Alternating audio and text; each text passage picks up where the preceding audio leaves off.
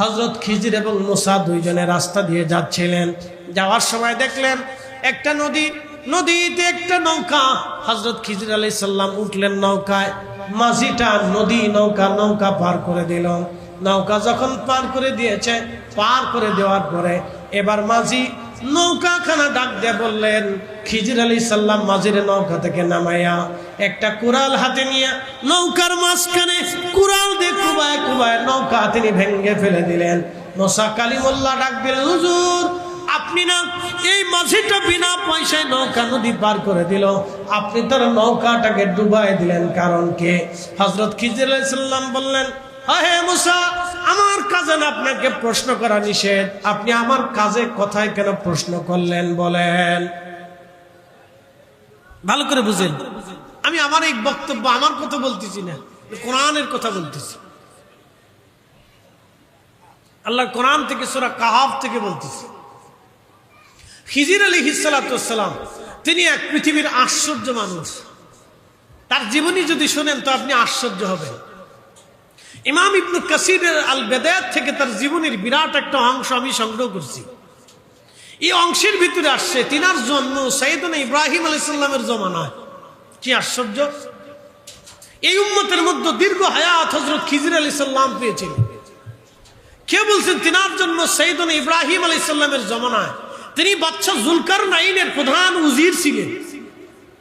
আর বাদশা যুলকারনাইনের জিন্দেগি শুনেছেন আপনারা? তিনি সেই বাদশা যিনি ইয়াজুজ মাজুজের প্রাচীর নির্মাণ করেছিলেন। তিনি সেই বাদশা যেই বাদশাকে আল্লাহ পৃথিবীর পশ্চিমে সূর্য অস্তের কিনার পর্যন্ত নিয়েছেন, এবং সূর্য যেখান থেকে উদয় হতো পৃথিবীর সেই কোণার পর্যন্ত তাকে আল্লাহ সফর করিয়েছেন। একসাথে বলবেন আল্লাহু আকবার। না হয় না, আরো জোরে বলেন, জোরে একসাথে জোরে বলেন, জোরে। এই আমার দিকে তাকান। বাদশা যুলকারনাইন কোন নবী না, বাদশা যুলকারনাইন কোন নবী না। তিনি সাইয়েদনা ইব্রাহিম আলাইহিস সালামের কাছে কালেমা পড়েছিলেন।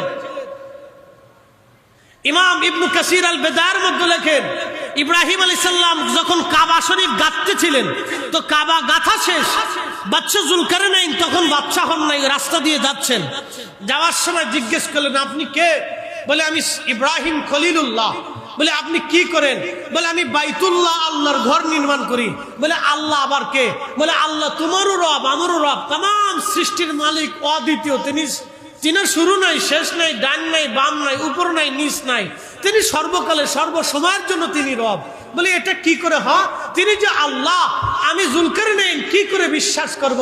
ইব্রাহিম আলাইহিস সালাম বলেন, হে যুলকারনাইন, কি করলে তুমি বিশ্বাস করবা যে আল্লাহ এক?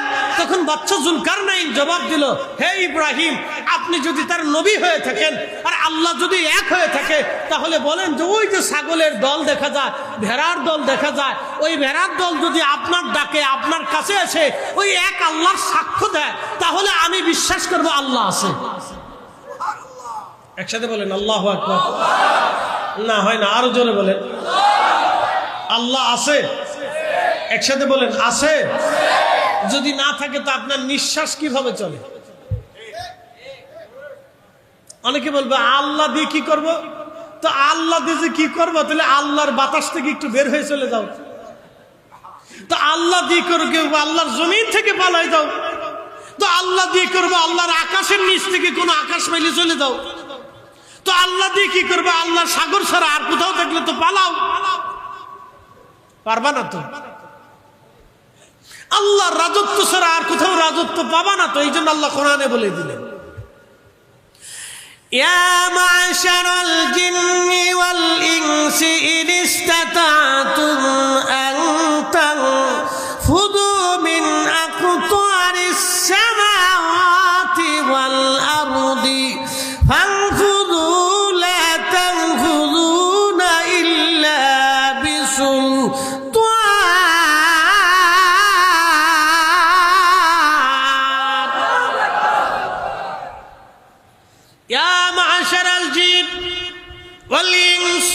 হে মানুষ এবং জিন, তোমরা যদি আমি আল্লাহ রাজত্ব ছাড়া আর কোন রাজত্ব পাও, তো সেইখানে তোমরা পালিয়ে চলে যাও।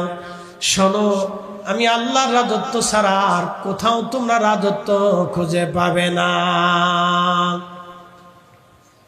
আমি আল্লাহ রাজত্ব ছাড়া আর কোনো রাজত্ব পাবে না।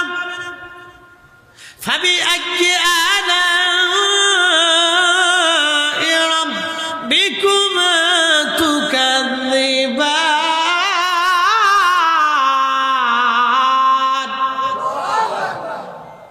হে মানুষ এবং জিন, হে মানুষ এবং জিন, তোমরা বলো আমি আল্লাহর দেওয়া এমন কোন কোন নিয়ামত আছে তোমরা অস্বীকার করবে? বলো।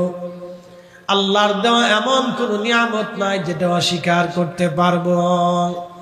যদি মনে করেন যে আপনি আল্লাহর কোনো নিয়ামত স্বীকার করবেন না, তাহলে বলেন আল্লাহর দেওয়া চোখের মতো একটা চোখ আপনি বানান, আল্লাহর দেওয়া জিহ্বার মতো একটা জিহ্বা আপনি বানান, আল্লাহর দেওয়া ঠোঁটের মতো একটা ঠোঁট আপনি বানান। অসম্ভব। জুলকারনাইন ডাক দিয়ে বলল, হে ইব্রাহিম, আপনার খোদা যদি এক হয়ে থাকে আর আপনি খোদার নবী যদি হয়ে থাকেন, তাহলে ভেড়ার পালদেরকে ডেকে এনে সাক্ষ্য দিতে বলেন। সাইয়েদনা ইব্রাহিম ডাক দিলেন, হে ভেড়ার দলেরা, তোমরা আমার কাছে আসো। ভেড়ার দলেরা ইব্রাহিম আলাইহিস সালামের কাছে আসলেন। আসার পরে ভেড়ার দলেরা ইব্রাহিম বললেন, হে ভেড়ার দল, তোমরা আমার আল্লাহর কালেমার সাক্ষ্য তোমরা দাও, আল্লাহর একত্বের সাক্ষ্য তোমরা দাও, আল্লাহর একত্বের সাক্ষ্য তোমরা দিতে থাকো। তখন প্রত্যেকটা ভেড়ার জবান খুলে গেল। ভেড়ারা বলতে লাগলো, লা ইলাহা ইল্লাল্লাহু ইব্রাহিম খলিলুল্লাহ। সমস্ত ভেড়ারা যখন লা ইলাহা ইল্লাল্লাহ আল্লাহ এক বলে সাক্ষ্য দিল, বাদশাহ জুলকারনাইন বলেন, হ্যাঁ ইব্রাহিম, আমার আর বুঝার বাকি নেই, আপনার আল্লাহ এক, আপনি আল্লাহর খলিল। তখন তিনি কালেমা পড়লেন। বাদশাহ জুলকারনাইনকে আল্লাহ তমাম দুনিয়ার বাদশাহী দিয়ে দিলেন। সূর্যের উদয় স্থানে তিনি যেতে গেলেন, সূর্যের অস্ত স্থানে তিনি গিয়েছিলেন। যেখানে সূর্য ডুবে যায় আল্লাহ তাকে সেই পর্যন্ত নিয়েছেন যা আজও আধুনিক বিজ্ঞানের পক্ষে সম্ভব হয় নাই। সূর্য যেখান থেকে উঠে আল্লাহ সেখানে তেনেকে নিয়েছেন যা আজও বিজ্ঞানের পক্ষে সেটা সম্ভব হয় নাই। সেই জুলকারনাইনের উজির ছিলেন হযরত খাজা খিজির আলাইহিস সালাতু ওয়াস সালাম। আর খিজির আলাইহিস সালাম সেই জুলকারনাইনের প্রধান উজির ছিলেন।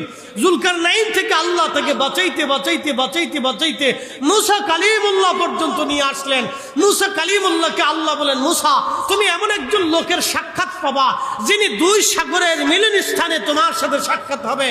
মারাজাল বাহরাইনি ইয়ালতাকিয়ান, দুই সাগরের মিলন স্থান, এক সাগরের পানি ঘোলা আর এক সাগরের পানি পরিষ্কার। কোন সাগর কোন সাগরের ভিতরে আসে না, ঘোলা পরিষ্কারের ভিতরে যায় না, পরিষ্কার ঘোলার ভিতরে যায় না। আরে সাগর পর্যন্ত আল্লাহর আইন মেনে চলে, আমরা একমাত্র মানব জাতি আল্লাহর আইন মানি না। কথা বলেন ঠিক না বেঠে? সাগর আল্লাহর আইন মানে, সাগর আল্লাহর বিধান মেনে চলে, আল্লাহর দেওয়া সীমানা সাগর মেনে চলে, আল্লাহর দেওয়ার সীমানা সাগর মেনে চলে। মারাজাল বাহরাইনি ইয়ালতাকিয়ান, তখন বিজ্ঞানের উদ্ভব ছিল না। 1450 বছর আগে আল্লাহ কোরআনে বললেন, দুই সাগরের মিলন স্থান, এক সাগরের পানি আর এক সাগরে যায় না, ঘোলা পানি পরিষ্কারে যায় না, পরিষ্কার পানি ঘোলা পানিতে যায় না। তখনই আল্লাহ বললেন, ফাবি আইয়ি আলাই রাব্বিকুমা তুকাযিবান, হে মানুষ এবং জিন, তোমরা বলো আমি আল্লাহর দেওয়া কোন কোন নিয়ামতকে তুমি অস্বীকার করবে? তুমি বলো, বলো বান্দা বলো। সুযোগ নেই। 1450 বছর আগে কোরআন বলে দিল, মারাজাল বাহরাইনি ইয়ালতাকিয়ান। 1450 বছর আগে কোরআন আল্লাহ বলে দিলেন, ইয়া মাশারাল জিন ওয়াল ইনস, হে জিন এবং মানব, তোমরা যদি পারো আমার সালতানাত থেকে বের হয়ে চলে যেতে তো চলে যাও। শোনো, আমি আল্লাহর সালতানাতের বাহিরে আর কোনো সালতানাত নেই,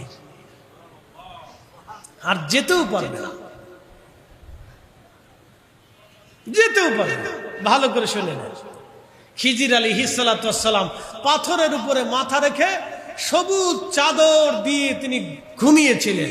আর খিজির আলাইহিস সালাতু ওয়াস সালামের একটা কারামত ছিল, তিনি যেইখানে বসতেন মাটিতে বসলে সাথে সাথে মাটিতে ঘাস হতো। আস্তে হয়ে গেল না? জোরে বলেন, একসাথে বলেন। অনেকে বলেন যে হুজুর গাউসে পাকের এত কারামত শুনলাম, খাজা মাইনুদ্দিন চিশতির এত কারামত শুনলাম, আপনাদের হুজুরের এত কারামত শুনলাম, তো হযরত ওমরের কারামত তো শুনলাম না, হযরত আবু বকরের কারামত তো শুনলাম না, হযরত উসমানের কারামত তো শুনলাম না, হযরত আলীর কারামত তো শুনলাম না। এরা তা আপনাদের ওলিরা কি এদের চাইতে বেশি দামি? কি কথা বল না, যুক্তি দেয় না? আপনাদেরকে আজকে শিখাই দিয়ে যাই, সারা জীবন মনে রাখবেন।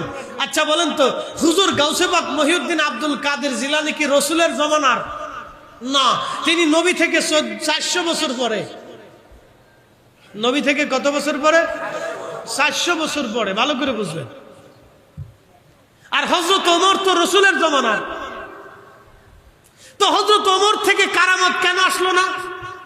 শোনেন, যখন নবুয়তের মুজিজা চলে তখন বেলায়েতের কারামত চলে না। কারণ নবীর জমানায় নবীজির মুজিজা চলতো।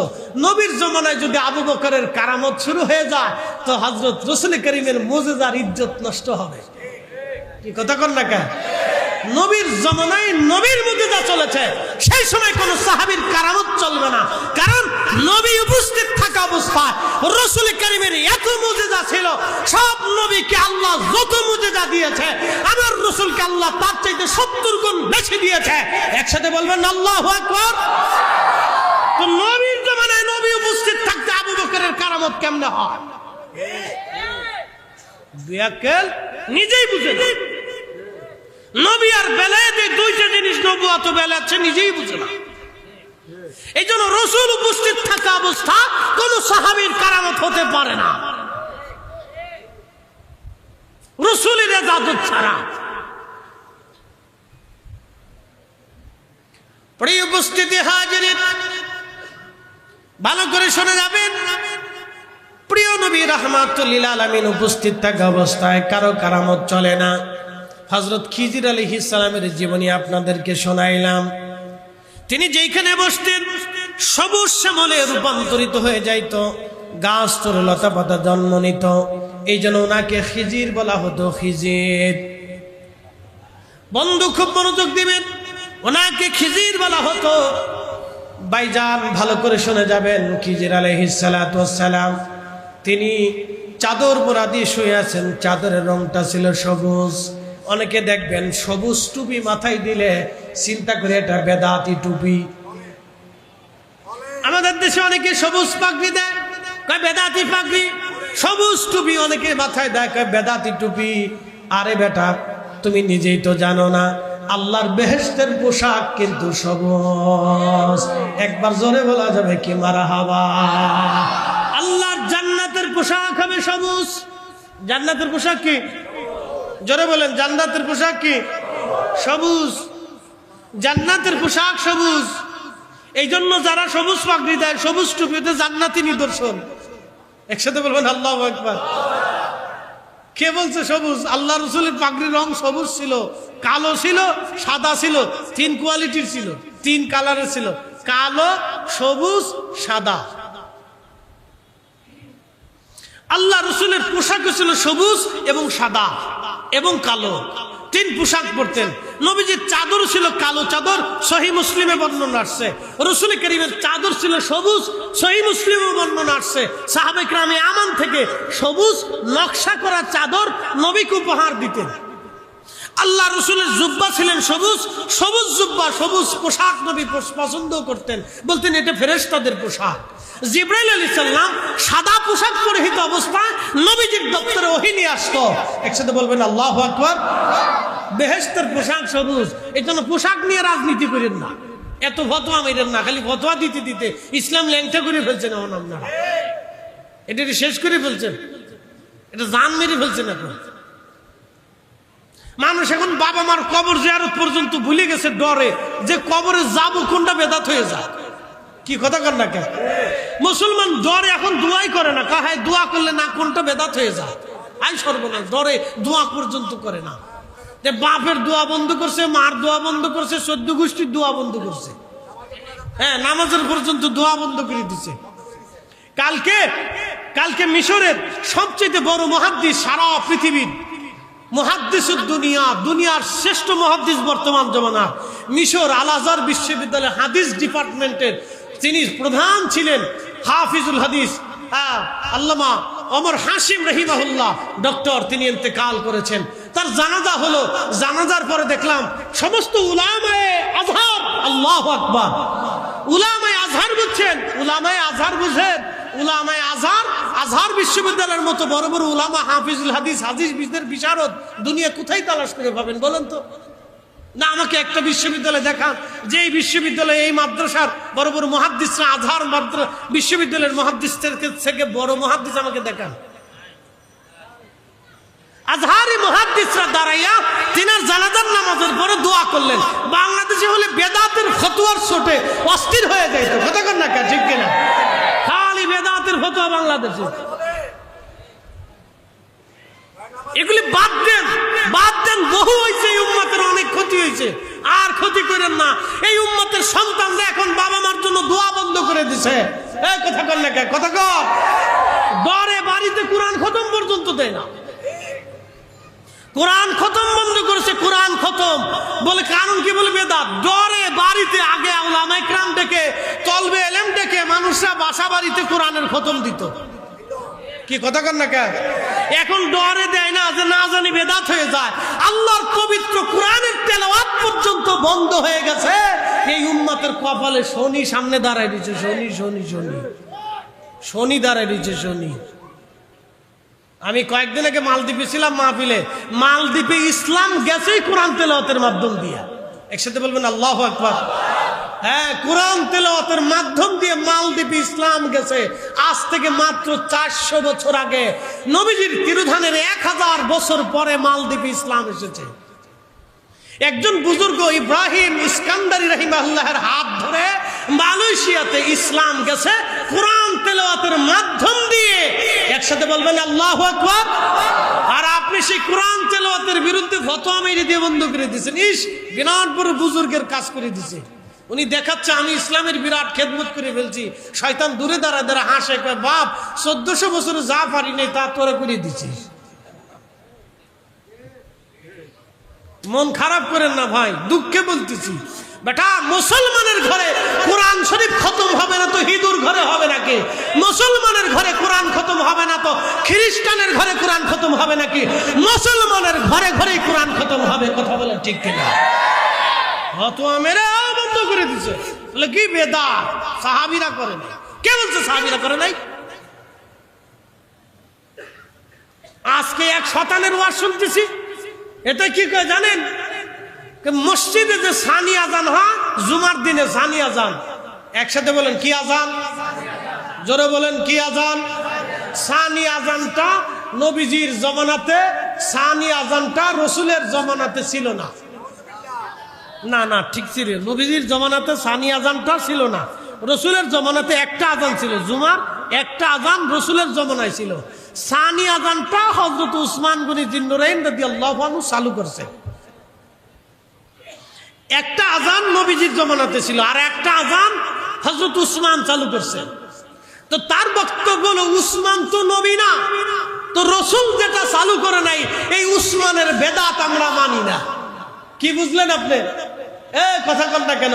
হযরত উসমান গনিকে, যার কাছে রাসূল করিম 2 জন নূর কন্যা বিবাহ দিয়েছে, হযরত উসমানের ভুল ধরা মানে নবীর ভুল ধরা। কথা কন না কেন? যারা হযরত উসমানের দেওয়া সুন্নতকে অস্বীকার করে, আমরা মনে করি তারা মুসলমান না, তারা নব্য খারিজি, খারিজি, খারিজি। কথা বলেন ঠিক না? খারিজিরা সাহাবী মানত না, খারিজিরা সাহাবী, কথা বলেন, খারিজিরা সাহাবী মানত না। এই জন্য নব্য খারিজিরা সাহাবীদেরকে কৌশলে অস্বীকার করে। ভালো করে শুনে যাবে। উম্মতে বলছি না, উম্মতের আরো কঠিন দিন আসতেছে সামনে, এখনই সচেতন হতে হবে। এখন বলেন কোরআন তেলাওয়াত ঘরে ঘরে চলবে? না না, ভয় নাই, ভয় নাই, জোরে বলেন চলবে। মিলাদ মাহফিল ঘরে ঘরে চলবে, আমাদের নিজেদের প্রয়োজনে চলবে। কথা কোন ঠিক কিনা? এখন কারো ভালো লাগলে যদি আসে তো দাওয়াত দিবেন, যে না আসে তার আর দাওয়াতেরই দরকার নেই। আমার কথা জোরে বলেন, হাত উঁচা করে বলেন ঠিক কিনা? যে দোয়া মানে না দরকার নাই, যে মানে তারে দাওয়াত দিবেন। কথা কোন ঠিক কিনা? আল্লাহ বেশি বেশি দোয়া করার তৌফিক দিক, জোরে বলে না আমিন। দুয়ায় গুনাহ মাফ হয়, দুয়া আসমান থেকে রহমত আসে, দুয়ায় ঘরের বরকত আসে। হযরত সাইয়েদুনা রাসূল করিমের সাহাবী, নবীজির খাদিমুর রাসূল হযরত আনাস ইবনে মালিক রাদিয়াল্লাহু আনহু তিনি প্রত্যেক দিন ফজরের নামাজের পরে বাড়ি যাইতেন। ওনার 100-র মতো সন্তান ছিল। হযরত আনাস রাদিয়াল্লাহু আনহু সারা রাত কোরআন পড়তেন, কোরআন খতম দিতেন, মসজিদে তাহাজ্জুদ পড়তেন, ফজর পরে বাড়ি যাইতেন। বাড়ি যাওয়ার পরে 2-1 পারা কোরআনের বাকি অংশ রেখে দিতেন। বাড়িতে যা সন্তানদেরকে ডাক দিতেন, ডাক দিয়ে বাকি কোরআনের অংশ তেলাওয়াত করতেন। তেলাওয়াত করার পরে হযরত সাইয়েদুনা আনাস রাদিয়াল্লাহু আনহু তিনি সন্তান নাতিনাত করে নিয়ে দোয়া শুরু করতেন। দোয়া শেষ হলে বলতেন, হে আমার নাতিরা, আমার সন্তানরা, আমি আমার মাসুক নবীর জবান থেকে শুনছি কোরআন খতমের পরে যেই দোয়া হয় সেই দোয়া আল্লাহর দরবারে কবুল হয়। আমরা বেশি বেশি কোরআন খতম দিব, বাড়িতে মিলাদ দিয়ে কোরআন শরীফ খতম দিয়ে দোয়া করাবো। কথা বলেন ঠিক না বেঠিক? আল্লাহ কবুল করুক, জোরে বলে না আমিন। আরো জোরে বলে না আমিন।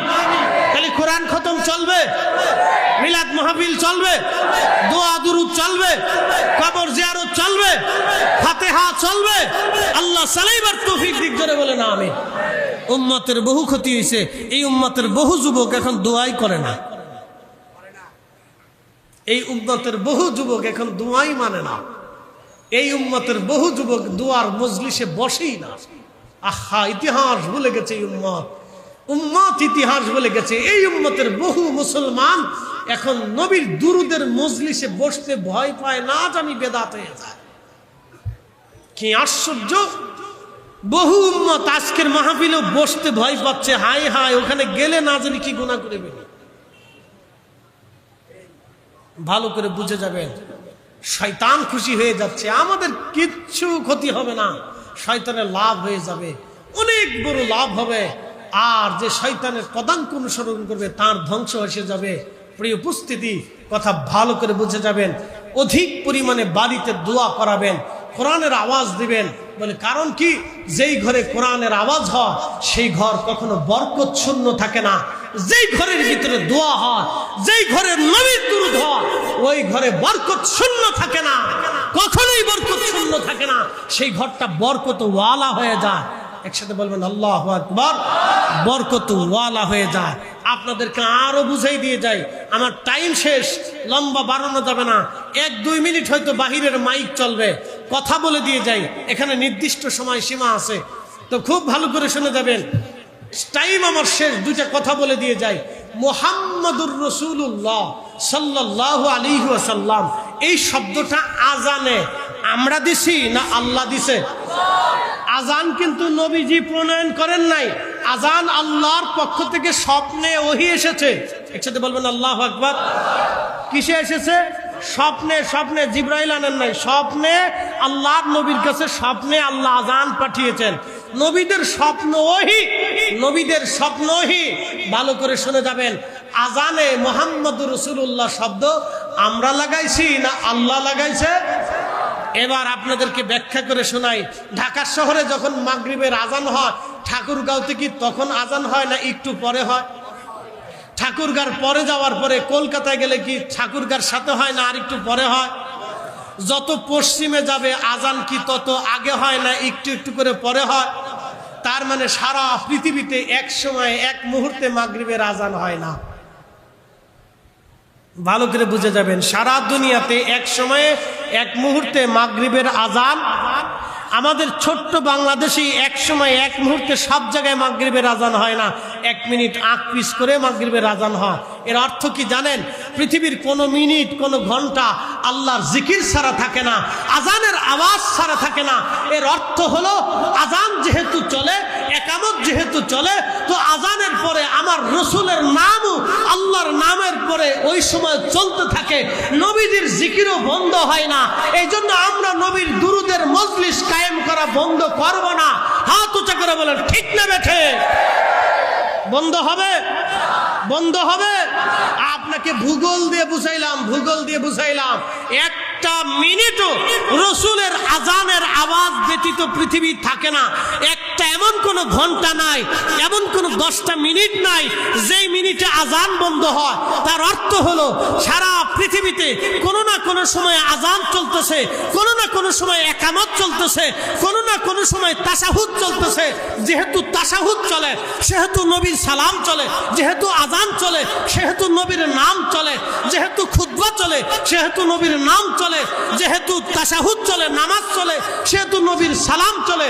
অতএব পৃথিবীর কোনো মিনিট নামাজ ব্যতীত থাকে না, পৃথিবীর কোনো মিনিট আজান একামত জিকির ব্যতীত থাকে না। যেহেতু আল্লাহর জিকির চলে সেহেতু নবীর নাম চলে, আর যেহেতু নবীর নাম চলে সেহেতু কোনো মিনিট নবীর নাম ব্যতীত থাকে না।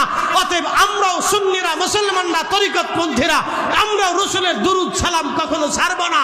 নবীর দুরুদ সালামের মজলিস আমরাও কায়েম করব। কথা বলেন ঠিক না বেঠে? আল্লাহ তৌফিক দিক, সকলে বলে না আমিন। চলবে না বন্ধ হবে? একসাথে বলেন, নবীর দুরুদ সালাম চলবে না বন্ধ হবে? আল্লাহ চালাইবার তৌফিক দিক, জোরে বলে না আমিন।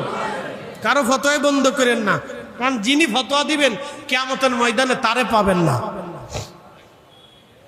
তারে পাওয়া যাবে না, তাকে পাওয়া যাবে না। আচ্ছা, অনেকে বলেছেন হুজুর মাজার জিয়ারত করা যাবে কিনা? আপনার যতবার মন চাই ততবার করবেন।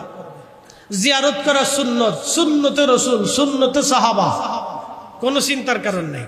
নবী বলতেন নাহি তুকুম আং জিয়ারতিল কুবুর, তোমাদেরকে কবর জিয়ারত নিষেধ করতাম, ফাজুরুহা, তোমরা বেশি বেশি জিয়ারত করো। একসাথে বলবেন আল্লাহু আকবার। না হয় না, আরো জোরে বলেন। এখন আপনাদেরকে বুঝাই, এখানে মা মারা গেছে, বাবা মারা গেছে, কার কার একটু হাত উঁচা করেন তো, একটু দেখি।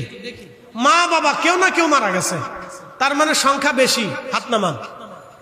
সংখ্যা তুলনামূলক একটু বেশি হবে, কারো না কারো বাবা মা ইন্তেকাল করছে। জিয়ারত শব্দের অর্থ কি? সাক্ষাৎ। আবার বলি, জিয়ারত শব্দের অর্থ কি? সাক্ষাৎ। আপনি কবরের পাশে যায় কি বলেন? আসসালামু আলাইকুম ইয়া আহলাল কুবুর ওয়াল মুসলিমিন ওয়াল মুসলিমাত, মুসলমান অথবা মুসলিমা, নারী এবং পুরুষ কবরের পাশে যায় কবরওয়ালাদেরকে সালাম দিলেন। এখন প্রশ্ন, আপনি যার সাক্ষাৎ এলেন কি হইল?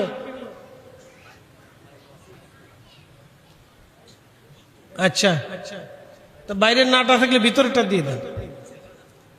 তো মনোযোগ দেন, যে কথা বলছিলাম, জিয়ারত শব্দের অর্থ হলো সাক্ষাৎ। আপনি সাক্ষাতে গেছেন, যার সাক্ষাতে গেছেন আপনি তাকে দেখেন না, কিন্তু সে আপনাকে দেখে। এটা আপনাদের বিশ্বাস হয়?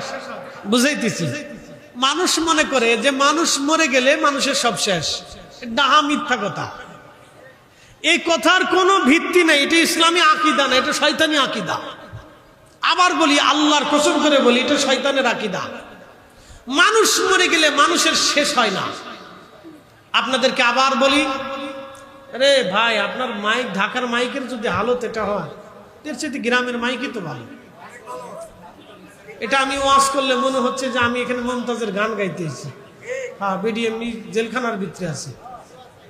বেডির বিরুদ্ধে একদিন কথা কইছিলাম, মানিকগঞ্জে যাইয়া, পরের দিন দিয়ে আমার বাইক পুলিশ চলে গেছে। তাহলে ব্যাপার কি?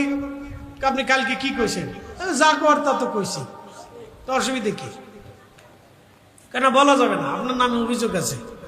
যাক, অভিযোগ আছে তো ভালো কথা, কি করার আছে?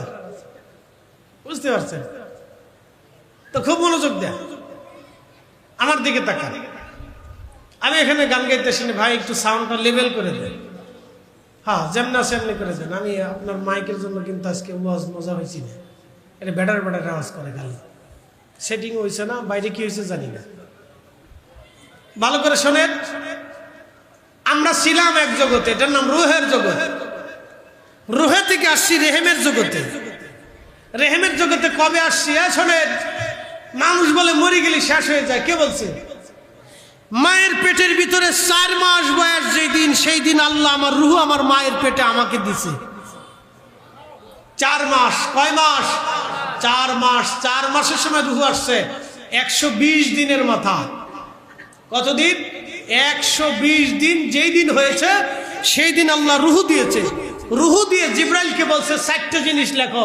এক নম্বরে সে কি খাবে সেটা লিখে দাও, 2 নম্বরে সে কি পরিমাণে অর্থওয়ালা হবে সেটাও লিখে দাও, 3 নম্বরে সে কি ইজ্জতওয়ালা হবে সেটাও লিখে দাও, 4 নম্বরে সে জান্নাতি হবে নাকি জাহান্নামী হবে লিখে দাও। ভালো করে বুঝে যায়। 120 দিনের মাথায় আসছে, এরপরে মার পেট থেকে দুনিয়াতে আসছে। দুনিয়া থেকে আসার পরে এই দেহরে রাইখা আল্লাহ ইঞ্জিন নিয়ে চলে যাবে, ইঞ্জিনের নাম রূহ। রূহ নিয়ে চলে যাবে কোন জায়গা? ইল্লিনে, সিজ্জিনে।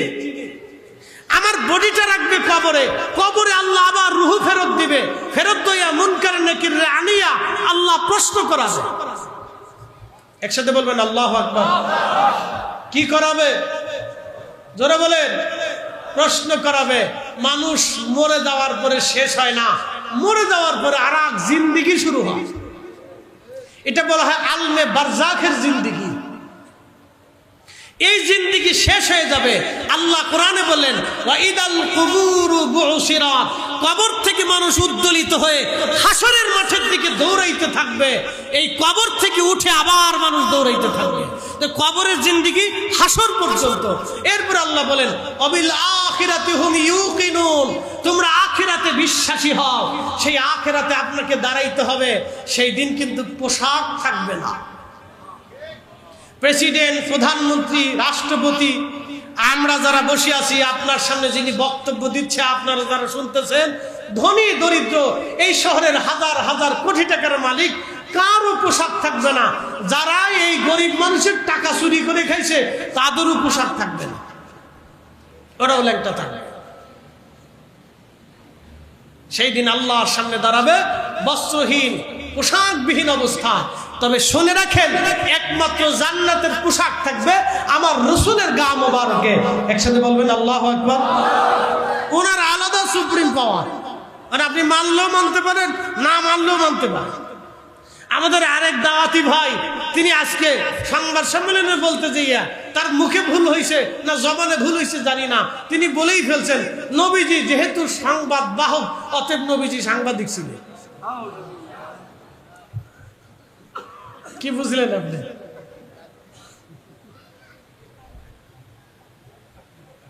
বক্তা যদি এত ভুল করে তাতে সমস্যা, তার বোঝা গেল ব্রেনে সমস্যা হয়েছে, চিকিৎসার দরকার।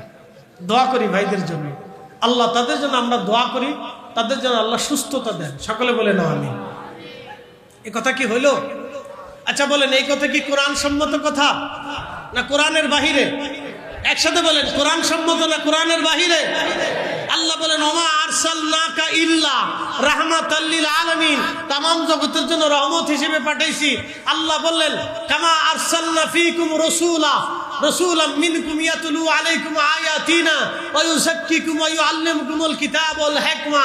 আপনাকে রাসূল বানায় পাঠাইছি, কিতাব শিক্ষা দিবেন, কোরআন শিক্ষা দিবেন, হিকমত শিক্ষা দিবেন, আপনি তাদেরকে দিন দুনিয়া জিন্দেগি শিক্ষা দিবেন। আপনাকে মুআল্লিম বানাইয়া শিক্ষক বানায় পাঠাইছি। আমার ভাইজান বলে ফেললেন তিনি সাংবাদিক। আবার কেউ বললেন তিনি নিরক্ষর, আবার কেউ বললেন তিনি শুধুমাত্র রাসূল, তিনি আল্লাহর দাস। এই সমস্ত অবান্তর অবাঞ্ছিত কথা, এগুলি কি না বললে দ্বীনের দায়ী হওয়া যায় না? এগুলি বলতে হবে দায়ীদের। আমার দিকে দেখেন, দ্বীনের দায়ীরা কি এগুলি বলবে? দ্বীনের দায়ীরা কি আমার রাসূলকে ছোটখাটো করে বলবে? তার সম্পর্কে কি আরেকটু গবেষণার প্রয়োজন ছিল না? তার সম্পর্কে কি আরেকটু বুঝার প্রয়োজন ছিল না? তো দ্বীনের দায়ী কি করে হলেন আপনি? আহা, এমন এই দ্বীনের দায়ীদেরকে আল্লাহ বুঝ দান করুন। সকলে বলে না আমিন। তাদেরকে রাসূল সম্পর্কে আরেকটু বুঝার তৌফিক দিক।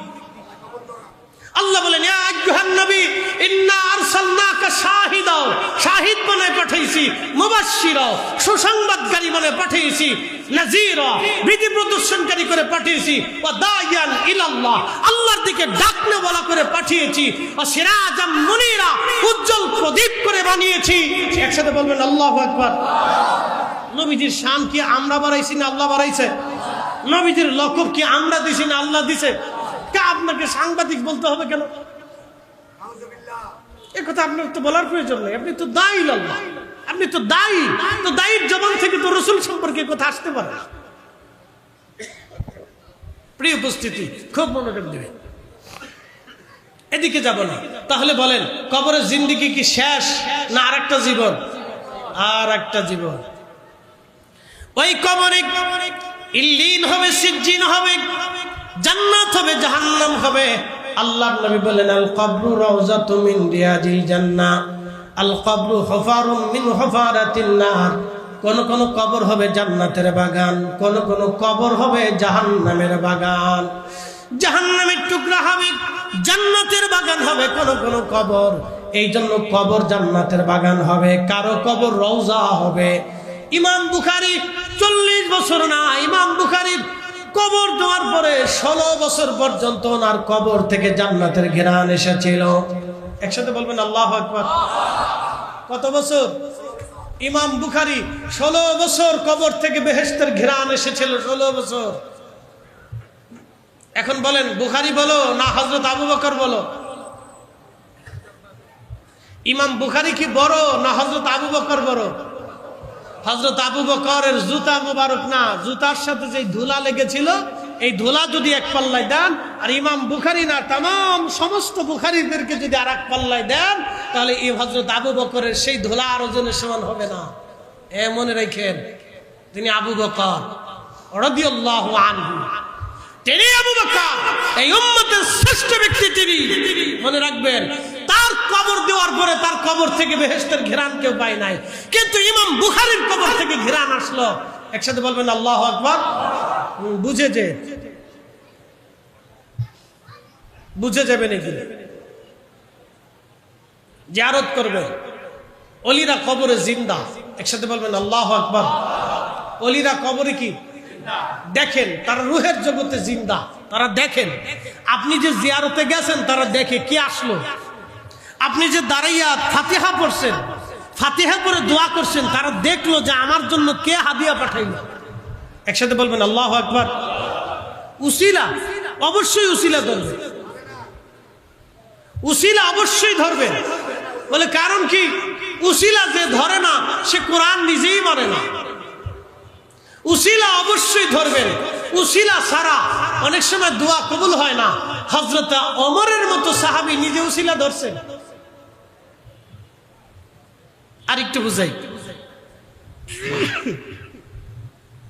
সুনানুদ দারিমিতে ইমাম মুহাদ্দিসুদ দুনিয়া ইমাম দারিমি রাহিমাহুল্লাহ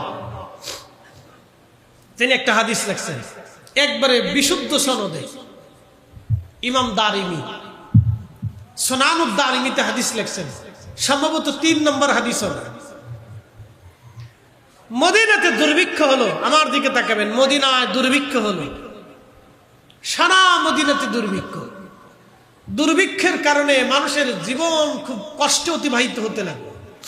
বৃষ্টির অভাবে খেজুর গাছ পর্যন্ত শুকায় যেতে লাগলো। সাহাবীরা আসলেন, সাহাবীরা এসে বললেন, ওগো আম্মা জান, মদিনাতে বৃষ্টি নাই, বৃষ্টির অভাবে মদিনায় দুর্ভিক্ষ লেগে গেছে। ওগো আম্মা, মদিনায় বৃষ্টির প্রয়োজন। আম্মা জান আয়েশা সিদ্দিকাকে, নবীজির স্ত্রী, আমাদের মা, নবীর দর্শ থেকে তিনি হাদিস উম্মতকে শিখিয়েছেন। তিনি মুহাদ্দিসুদ দুনিয়া, দুনিয়ার সমস্ত মানুষের তিনি মুহাদ্দিস, হাদিসের শিক্ষক। একসাথে বলবেন আল্লাহু আকবার। না হয় না, আরো জোরে বলেন। আম্মা জান আয়েশা তিনি দুনিয়ার সব মুমিন মুসলমানের হাদিসের শিক্ষক। তিনার থেকে 2200 হাদিস উম্মত সংগ্রহ করেছে। 2200 হাদিস। কত হাদিস? 2200 হাদিস এই উম্মত উনার থেকে সংগ্রহ করেছে। তিনি মুহাদ্দিসুদ দুনিয়া, এই উম্মতের সমস্ত উম্মতের হাদিসের শিক্ষক তিনি। আম্মা জান আয়েশা সিদ্দিকা রাদিয়াল্লাহু আনহা, তিনি আমার রাসূলের সহধর্মিনী, তিনি আমাদের মা, মুমিনের মা। আমি অল্পতে তার পরিচয় তুলে ধরলাম। হযরত আম্মা জান আয়েশা সিদ্দিকা রাদিয়াল্লাহু আনহা তিনি বর্ণনা করতেছিলেন। লোকেরা এসে বলল, আম্মা জান, মদিনাতে বিরাট দুর্ভিক্ষ, পানির অভাব, পানির বড় প্রয়োজন, মা পানি লাগবে। আম্মা জান আয়েশা তাদেরকে সালাতুল ইস্তিসকার কথা বলেন নাই। আম্মা জান আয়েশা বললেন, তোমরা আমার রাসূলের রওজা শরীফের উপর থেকে খেজুর পাতার যে ছাউনি আছে সেই ছাউনি তোমরা সরাইয়া দাও। বুঝে যান, নবীজিকে ইন্তেকাল করার পরে যেই ঘরের ভিতরে দাফন করা হলো সেই ঘরটাই নবীজির হুজরা মোবারক। আম্মা জান আয়েশা সিদ্দিকা রাদিয়াল্লাহু আনহার উরু মোবারকের উপরে নবীজি মাথা মোবারক রেখে ইন্তেকাল করলেন। ইতিহাস জেনে যাবেন, ইন্তেকাল করলেন। ওইখানেই নবীজি যেখানে ইন্তেকাল করেছিলেন সেখানে নবীজিকে দাফন করা হয়েছিল। সেখানটাই ছিল হযরত আম্মা জান আয়েশার হুজরা মোবারক এবং নবীজির হুজরা মোবারক। ওখান থেকে নবীজি হেঁটে হেঁটে হেঁটে হেঁটে মিম্বর শরীফে এসে নামাজ পড়াইতেন, আবার হুজরায় যাইতেন, নামাজ পড়াইতেন, আবার হুজরায় যাইতেন, যাইতেন আসতেন, যাইতেন আসতেন। যাওয়া আসার কারণে আল্লাহ বলে দিলেন, হাবিব এই অংশটুকু রিয়াজুল জান্নাহ, রাউযাতুম মিন রিয়াজুল জান্নাহ। মসজিদে নববীতে রিয়াজুল জান্নাহ আসেনি? এই সেই রিয়াজুল জান্নাহ, এই সেই রিয়াজুল জান্নাহ, যে রিয়াজুল জান্নাতে আপনারা যে হাজিরা দোয়া করেন, আল্লাহ আপনি আমরা মাফ করে দেন, আমি রিয়াজুল জান্নাতে বইছি, রিয়াজুল জান্নাতে আপনার কাছে দোয়া করতেছি, আল্লাহ রিয়াজুল জান্নাহর উসিলা আপনি আমরা মাফ করে দেন, আমি এমন এক জায়গা বইছি। আচ্ছা বলেন তো, ওই জায়গা মক্কাতে নাই, ওই জায়গা বাইতুল আকসাতে নাই, ওই জায়গা পৃথিবীর কোনো মসজিদে নাই, তো মসজিদ নববীতে ওই জায়গাটা হলো কেন? কথা বুঝেন নাই? যাকে দিয়ে সিন্নি খাইলেন তাকেই চিনলেন না। ইস আশ্চর্য! এই শুনে যান, ভালো করে শুনে যান, যদি বুঝে না আসে আবার বলতেছি, আবার বলতেছি। বাইতুল আকসাতে যেখানে যুদ্ধ হচ্ছে, এই বাইতুল আকসাতে ৭০,০০০ নবী আসলেন, কিন্তু রিয়াজুল জান্নাহ নাই। মক্কাতুল মুকাররমাতে ২,২৪,০০০ নবীরা তাওয়াফ করলেন, কিন্তু রিয়াজুল জান্নাহ নাই। রিয়াজুল জান্নাহ শুধু মদিনাতুন নববীতে, নবীর মসজিদে, নবীজির হুজরা শরীফ থেকে মিম্বর, মিম্বর থেকে হুজরা, এইটুকু আল্লাহ রিয়াজুল জান্নাহ ঘোষণা দিয়ে দিলেন। কারণ এইটুকে নবীজি বারবার বারবার যাইতেন আসতেন, যাইতেন আসতেন, যাইতেন আসতেন। একসাথে বলবেন আল্লাহু আকবার। নবীর কারণে। একসাথে বলেন কার কারণে? নবীর কারণে। রিয়াজুল জান্নাহ। আম্মা জান আয়েশা বললেন, হে আমার সাথীরা, সাহাবীরা, তোমরা নবীজির রওজা শরীফের উপর থেকে যে ছাদ আছে, খেজুর পাতার যে ছাউনি আছে, ছাউনি তোমরা সরাইয়া দাও। এই ছাউনি সরাইয়া দেওয়ার পরে সাহাবীরা যখন সরিয়ে দিলেন, সরিয়ে দেওয়ার পরে সাহাবীরা লক্ষ্য করলেন আকাশ জুড়ে মেঘ আসলো। একাধারে ৭ দিন পর্যন্ত মদিনায় বৃষ্টি নামলো। বৃষ্টি এত পরিমাণে হলো, মদিনাতে তখন মাটি দিয়ে ঘর বানানো ছিল। এখন যদি আপনি বদরে যান তো দেখবেন, বদরে যে সাহাবীরা বসবাস করতেন, সেই সাহাবীদের ঘর বাড়ি এখনো পরিত্যক্ত অবস্থায় আছে। মাটি দিয়ে বানানো সেই ঘর বাড়ি বদরে এখনো আছে, সেই মাটির ঘর এখনো আছে। প্রিয় নবীজির মদিনাতের মাটির ঘরগুলি দুর্বল হয়ে গেল, কোন কোন দেওয়াল ভেঙে যাচ্ছে পানির তাড়নায়। সাহাবীরা আসলেন, আম্মা জান আর বৃষ্টির কোনো প্রয়োজন আমাদের নাই, বৃষ্টি বন্ধ হওয়ার দরকার। আম্মা জান বললেন, সাহাবীরা রে, তোমরা নবীজির রওজা শরীফের উপর থেকে যেই ছাদ ফাঁকা করে দিয়েছিলা, খেজুর পাতার যে ছাউনি তোমরা সরিয়ে দিয়েছিলা সাহাবীরা, সেই ছাউনি তোমরা আবার পুনরায় নির্মাণ করে দাও। সাহাবীরা পুনরায় আবার সেই ছাউনি নির্মাণ করে দিলেন। ছাউনি নির্মাণ করে দেওয়ার পরে আবার বৃষ্টি বন্ধ হয়ে গেল। সাহাবীরা এই ঘটনা করার পরে মুহাদ্দিসরা ইকরাম ব্যাখ্যা করলেন, কি জানেননি? মুহাদ্দিসরা ব্যাখ্যা হলো, এই আকাশ ফাঁকা হয়ে যাওয়ার পরে আকাশ যখন রওজা শরীফ দেখলো, তখন আমার আল্লাহ রহমতের বৃষ্টি আকাশ থেকে দেওয়া শুরু করলেন। আবার যখন ছাদ বন্ধ করে দেওয়া হলো, তখন রওজা শরীফ দেখা বন্ধ হয়ে গেল। তখন আকাশের কান্না বন্ধ হয়ে গেল। আকাশের কান্না বন্ধ করে বৃষ্টি আল্লাহ রাব্বুল আলামিন বন্ধ করে দিলেন। দেখেন, আম্মা জান আয়েশা ইচ্ছা করলে সাহাবীদেরকে সলাতুল ইস্তিসকায় দাঁড়া করাই দিতে পারতেন, কিন্তু আম্মা জান তাহা করেন নাই। বরং আমাদের আম্মা জান আমার নবীর উসিলা দিয়া আমার নবীর রওজা শরীফের উসিলা দিয়া আমার নবীজির বিবি আমাদের মা আম্মা জান আয়েশা সিদ্দিকা আল্লাহর আকাশ থেকে বৃষ্টি নামাইলেন। একবার জোরে বলা যাবে কে মারহাবা। আবার বলি শোনেন, আবার বলি শোনেন, শোনেন, আম্মা জান আয়েশার হাতের চাইতে দামি হাত কোন নারীর আর আছে না? একসাথে বলেন, একসাথে বলেন, আছে? কোন হাত বলেন তো? যেই হাত আল্লাহ রসুলের খেদমত করছে। কথা ঠিক আছে না? যে হাত আল্লাহ নবীর খেদমত করেছে, নবীর জন্য খাবার বানিয়ে দিয়েছে, নবীর সামনে খাবার আগায় দিয়েছে, রসুল করিমের এই কাপড় চোপড় ধুয়ে পরিষ্কার করে দিয়েছে, নবীজির বিছনা বানিয়ে দিয়েছে, যেই হাত রসুল করিমের সর্ব খেদমত যে হাত মোবারক করেছে, সে হাতের নাম আম্মা জান আয়েশা সিদ্দিকার হাত। এই হাতের চাইতে কোন হাত দামি হতে পারে বলেন তো? সেই হাত আল্লাহর দরবারে আম্মা জান বাড়াইলেই তো বৃষ্টি হতো, কিন্তু তিনি তাহা করেন নাই, বরং সাহাবীদেরকে রসুলের উসিলা দেওয়াইছেন। আপনি উসিলা মানেন না? না, আম্মা জান আয়েশা নিজে উসিলা মানছে, আর আপনি কোথাকার লাটসাপ হয়ে পড়ছেন, কোথাকার বুজুর্গ হয়ে পড়ছেন। বুজুর্গ মিয়া, কিসের বুজুর্গ আপনি?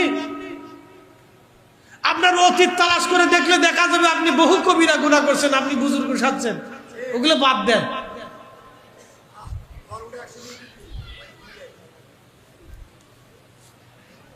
শুনে যান, আম্মা জান আয়েশার মতো মহা মহিয়সী নারী, তিনি আল্লাহর রসুলের উসিলা ধরে আকাশ থেকে বৃষ্টি নামাইছেন। একসাথে বলবেন আল্লাহু আকবার। তাহলে উসিলা কি আছে না? একসাথে বলবেন না, ডরে ডরে বললেন না। উসিলা আছে, আছে। জিন্দা মুর্দা সবার উসিলা ধরা যায়, জিন্দা মুর্দা সবার উসিলা ধরা যায়, উসিলা ধরা যায়।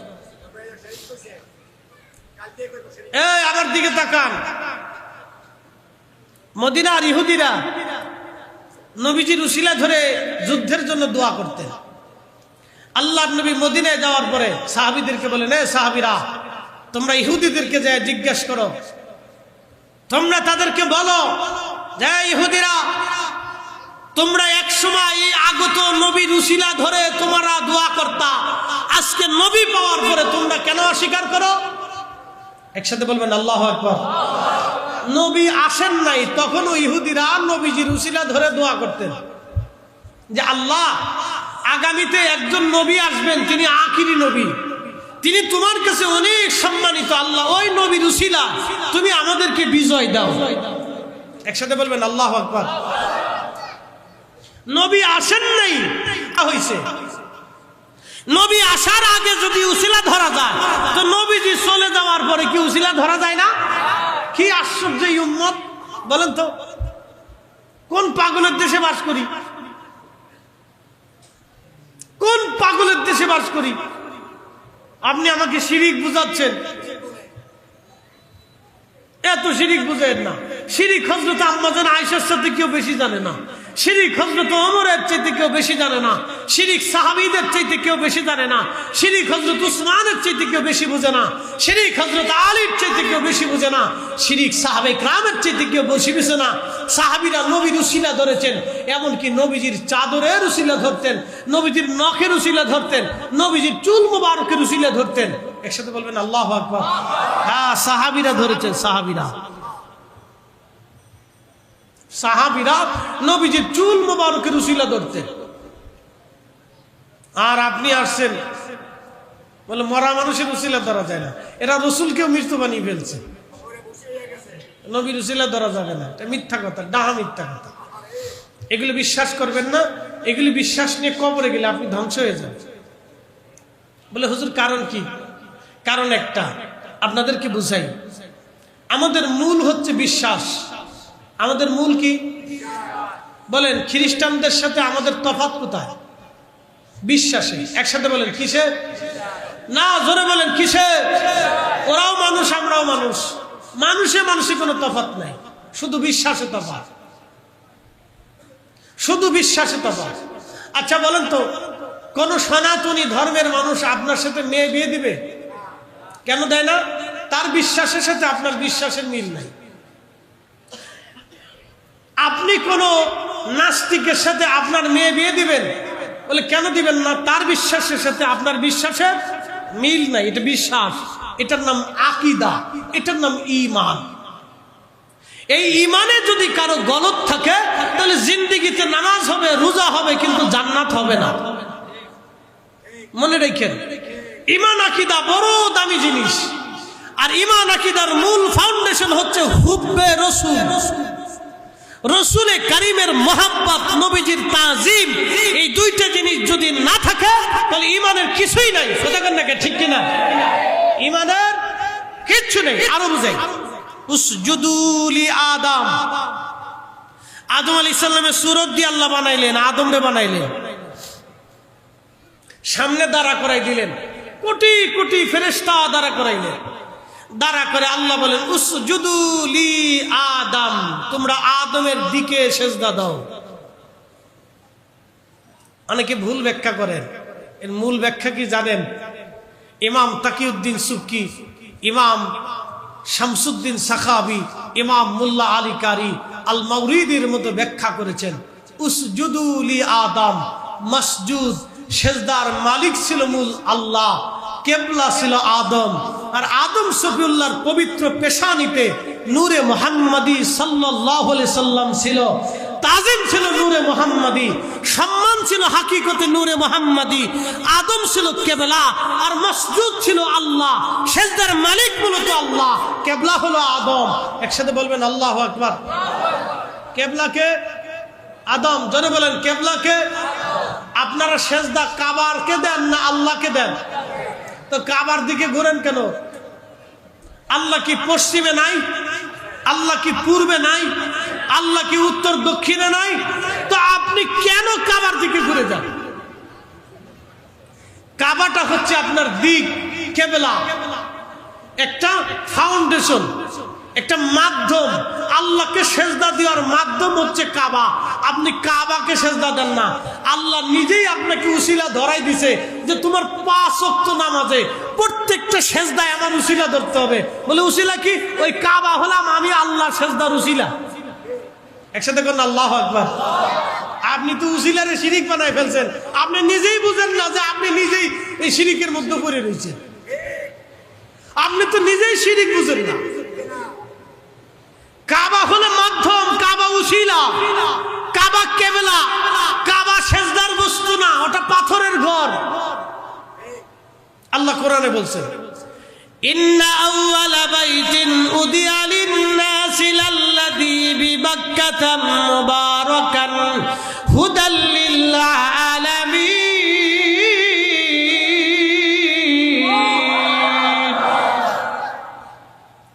প্রথম যে ঘর বানিয়েছি এই ঘরের নাম বাক্কা। ঘরের নাম কি? বাক্কা।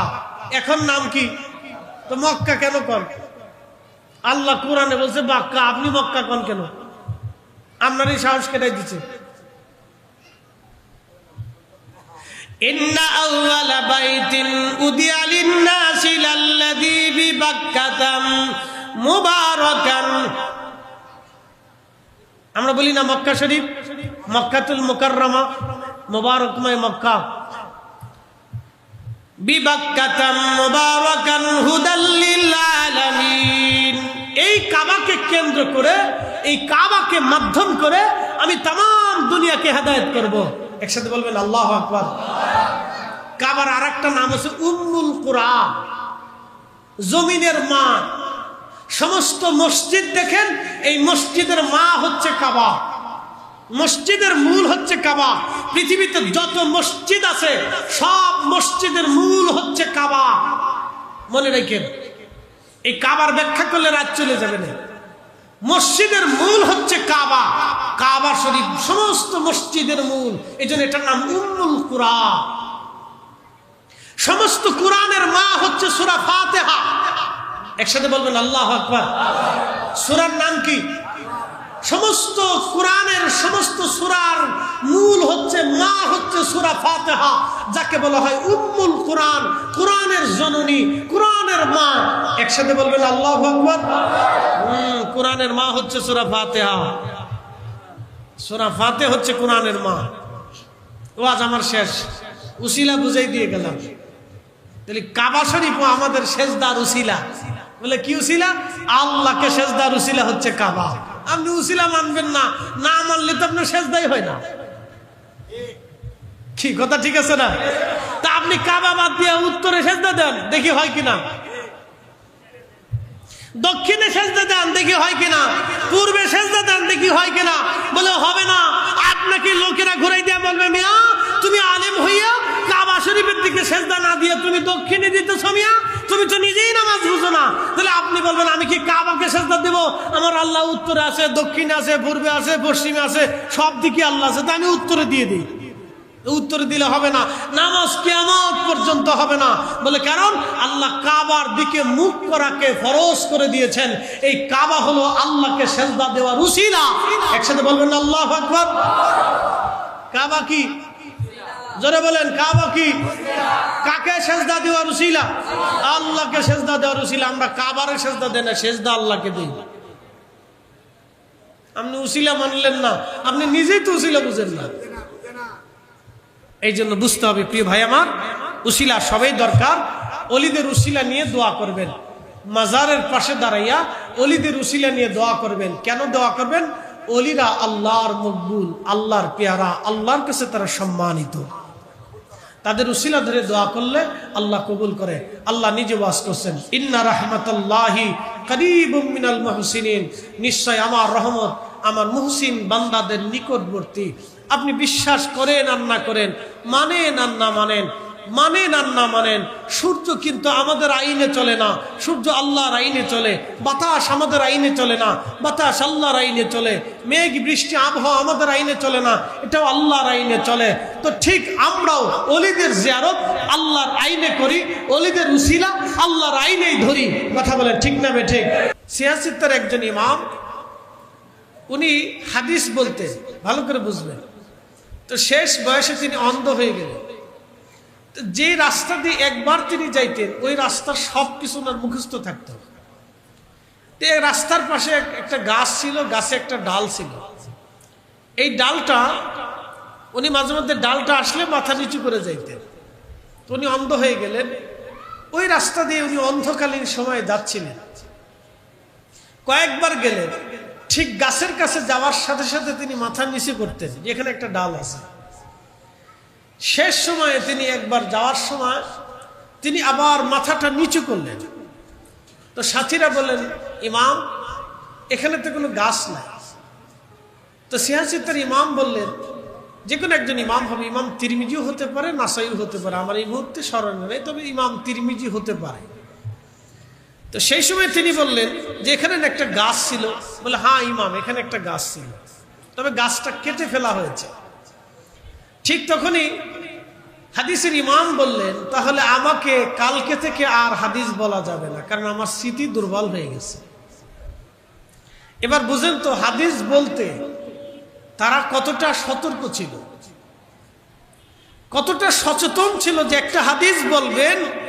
উনি অন্ধকালীন সময়ে একটা গাছের কথা কেটে ফেলেছেন, ওনার স্মরণে নাই, এতটুকুনি।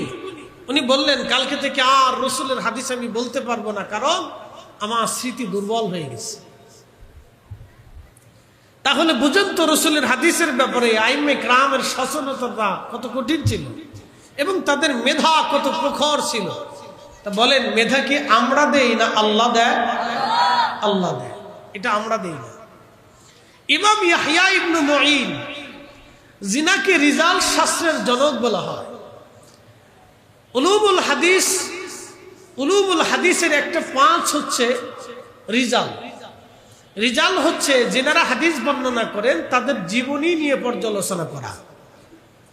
কোনজন ইমাম, কোনজন মুহাদ্দিস, তার বাড়ি কোথায়, বাবার নাম কি, কার কাছ থেকে হাদিস শিখেছেন, তার মতবাদ কি, তার একিন কি, আমল কেমন ছিল, লোকটা আমানতদারিতা ছিল কিনা, নানান তার জিন্দিগির সমস্ত বিশ্লেষণ নিয়ে একজনের জীবনীর উপরে গবেষণা করতে হয়। ইমাম ইয়াহইয়া ইবনে মুঈন 10 লক্ষ হাদিসের গবেষণা তার ছিল। 10 লক্ষ হাদিসের রাবি সম্পর্কে তার গবেষণা ছিল। ইনি প্রথম ব্যক্তি যিনি 10 লক্ষ হাদিসের রাবি নিয়ে, বর্ণনাকারী নিয়ে তিনি গবেষণা করেছিলেন। তো অর্থাৎ মিনিমাম 40 লক্ষ মানুষের জীবনী তার জানতে হয়েছিল সেই জমানাতে। তার মানে উনি ছিলেন জীবন্ত লাইব্রেরি। অর্থাৎ চোখ বন্ধ করলে 40 লক্ষ মানুষের জীবনী উনি বলে দিতে পারতেন। একসাথে বলবেন আল্লাহু আকবার। না হয় না, আরো জোরে বলেন, জোরে জোরে না, আর একটু জোরে বলেন আল্লাহু আকবার। 40 লক্ষ হাদিসের রাবীদের জীবনী উনি চোখ বন্ধ করে বলে দিতে পারতেন। কে সিকা, কে জয়ীফ, কে দুর্বল, কে সহিহ, কে বিশ্বস্ত, কে মাত্রু, কে বাতিল হয়ে যাবে, কার কথা পরিত্যাজ্য হবে, কার কথা রাখা যাবে, কারটা রাখা যাবে না। এই গবেষণা ইমাম ইয়াহইয়া ইবনে মাঈন রাহিমাহুল্লাহ করেছেন। ভালো করে শুনেন। তাহলে বলেন তো, 40 লক্ষ মানুষের জীবনী ওনার মেধার ভিতরে স্মৃতিতে রাখা ছিল। তাহলে এই মেধা কি আমরা দেই না আল্লাহ দেয়? একসাথে বলতে হবে, আমরা দেই না আল্লাহ দেয়? অনেকে একটু মেধাবী হওয়ার পর অহংকার করে, অনেকে একটু মেধাবী হওয়ার পর অহংকার করে। বেশি হাদিস বা কোরআন বা সুন্নাহ এবার বেশি বেশি জানলে সে মনে করে আমি বিরাট বড় জ্ঞানী। শয়তান দূর থেকে দাঁড়ায় দাঁড়ায় হাসে, কয় বেটা যেই কারণে আমি শয়তান হয়েছি তুই সেই দলে নাম লেখাইলি। কি কথা কর না কেন?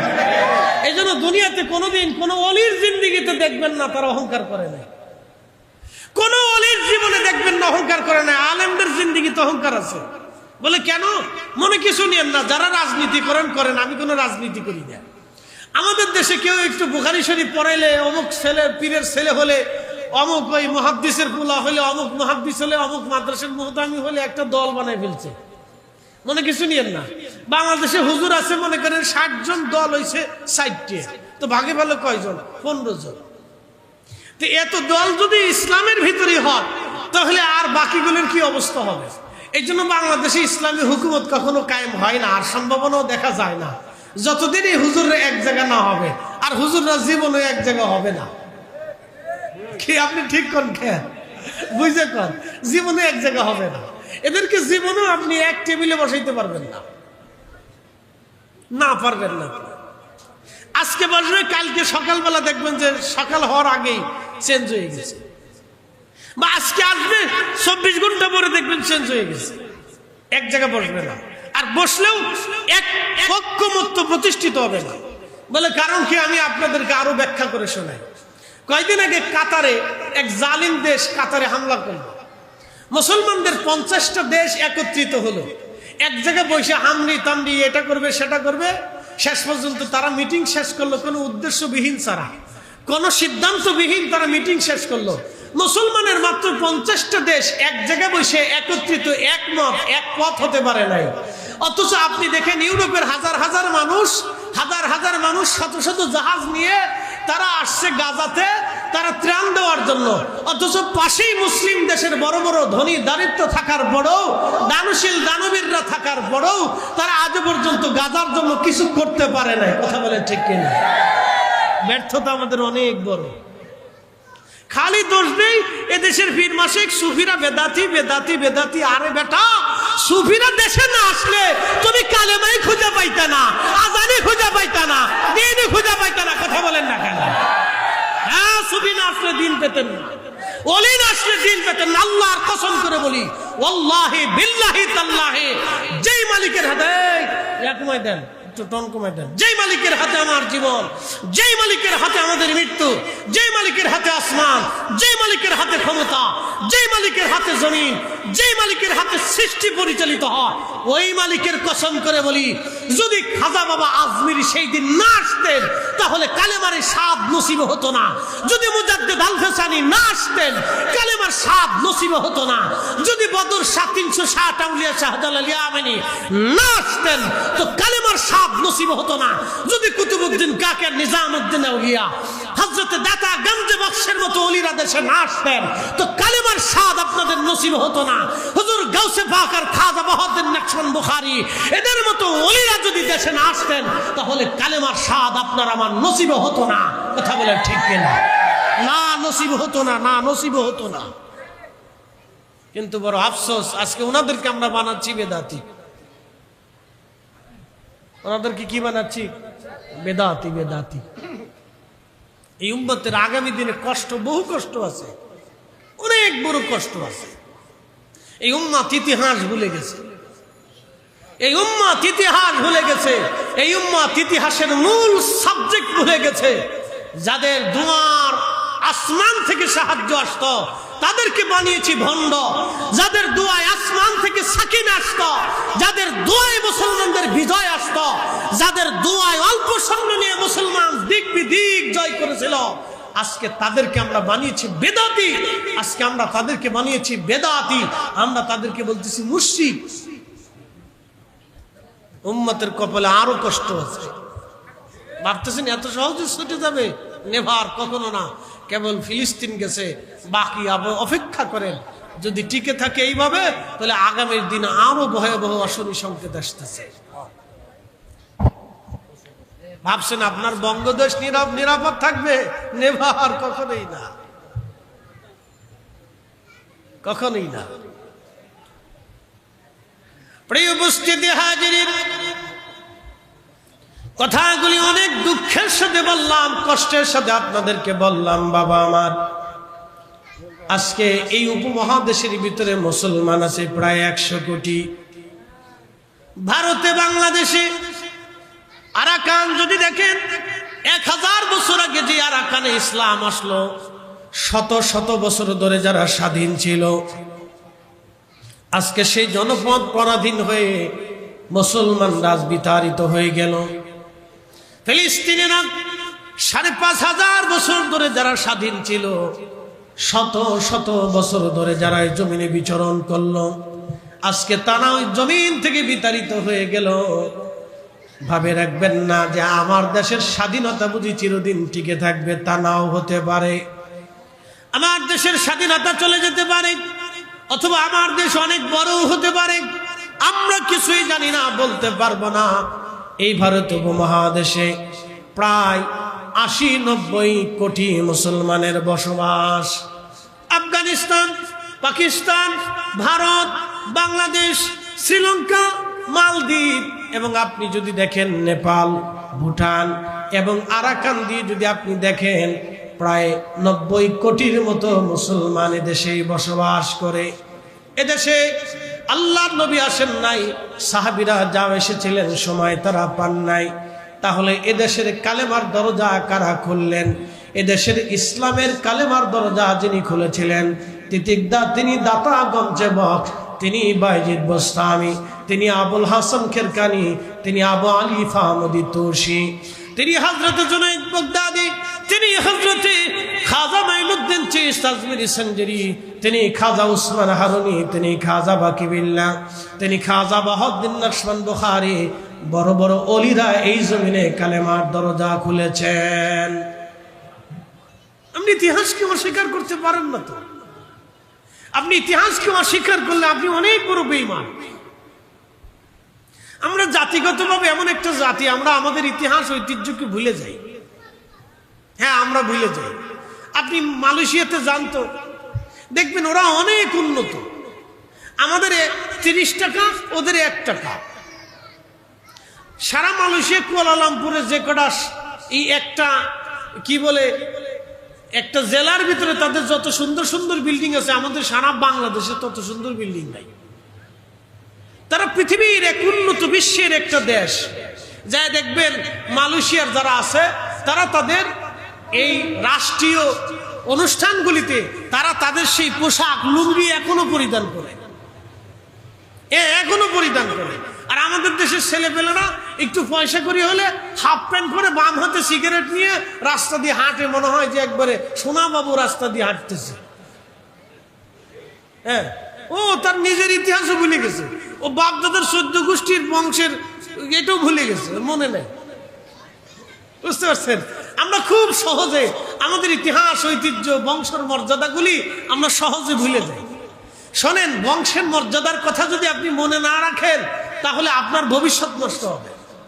আপনার বাচ্চাদেরকে আপনাদের বংশের অতীতের কথা আপনাদেরকে শোনাইতে হবে, যে আমাদের বংশের মানুষ এই এই ধরনের ছিল, তারা এইভাবে দানশীল ছিল, এরকম ভদ্র ছিল, এরকম শরীফ ছিল, তারা তাদের নিজেদের মর্যাদাকে ক্ষুণ্ণ করতো না, অক্ষুণ্ণ রাখতো। এগুলি শিখাইতে হবে, নাহলে আগামী দিনে আপনার ছেলে মেয়েরা পতিতাবৃত্তি করবে। বলে কারণ কি? বলে এই সরকার পতিতাবৃত্তির পতিতাদেরকে আপনার ইয়া দিয়ে দিছে, কি বলে ওটার, কি বলে শ্রমজীবী, বৈধতা দিয়ে দিছে। তার মানে আপনার মেয়ে যদি ওই আপনার এই পার্ট টাইম পতিতাবৃত্তি করে, আপনি কিছু বলতে পারবেন না। বলে কারণ কি? ও শ্রমিক, ও কাজ করতেছে, কাজ করে খা। কি বুঝলেন? ভাবতেছেন খুব ভালো হয়েছে না? আগামী 10 বছর পরে বুঝবেন কি হয়েছে। ডোন্ট মাইন্ড, কিচ্ছু মনে করেন না। একবারে সাচ্চা সত্য কথা আপনাদের সামনে উপস্থাপন করছি। আপনার স্ত্রীও যদি ওই রকম পার্ট টাইম পতিতাবৃত্তি করে, কিছু বলতে পারবেন না। বলে এটা আমার অধিকার, এটা আমার অধিকার, আমি শ্রমিক, কাজ করে আসছি, তুমি থাকলে থাকো, না এসি গেট আউট, চলে যাও। আপনি পুরুষ, তখন পুরুষ হবেন না হিজলে হবেন, নিজেই চিন্তা করেন। ভাবতে থাকেন, এখনই ভাবেন, পরে ভাবলে কাজ হবে না, কিন্তু এখনই ভাবতে হবে। সোজা মাস, ডাইরেক্ট কথা, এখনই ভাবতে হবে, পরে ভাবলে কাজ হবে না। শুনে যান, খালি এদেশের লোকেরা আছে, এই অমুক পীর ভালো না, তমুক পীর ভালো না, এটা ভাঙ্গো, সেটা ভাঙ্গো, ও মাজার ভাঙ্গো, ও দরগা ভাঙ্গো, ওখানে আগুন দাও। শেষে আগুন দিতে দিতে এক মুড়ে পাগলারে কবরের ভিতর তো উড়ে ফুরাইছে। এই ফুরানোর খেসারের ঠেলা সামলাইতে না পেরিয়া শেষ পর্যন্ত তারা এখন এই দুর্গায় দুর্গায় মন্দিরে মন্দিরে ঘুরতেছে। আসতে কমকে ধরে বলে না, মনে কিছু নিয়েন না, এখন মন্দিরে মন্দিরে ঘুরে। কে আপনি মন্দিরে যাওয়ার দরকারটা কি? ভোটের দরকার? ভোট কি মন্দির ছাড়া পাওয়া যায় না? কি কথা কর না? ভোট কি মন্দির ছাড়া হয় না? হিন্দুদের বাড়ি বাড়ি যাওয়া যায় না? তা আপনি মন্দিরে দিয়ে বসে বসে কোক খান, বিস্কিট খান, চকলেট খান, কারণটা কি? হ্যাঁ, আবার ফতোয়া দেন মিলাদ শরীফের তাবারক বেদাত। এই কথা কর না কে? আবার ফতোয়া দিচ্ছেন মিলাদের তাবারক বেদাত, এগুলি কারণটা কি? এক মুখে দুই কথা হবে কেন? আলেম আলেমের মতো থাকে। রাজনীতি এক জিনিস, আলেমরা আর এক জিনিস। এই কথা কর না কেন? আমি এই জুব্বা জাব্বি গায়ে দিয়ে এখন পতিতার সামনে দিয়ে যদি হাইটে যাই, পতিতা ওই আপনার কি বলে,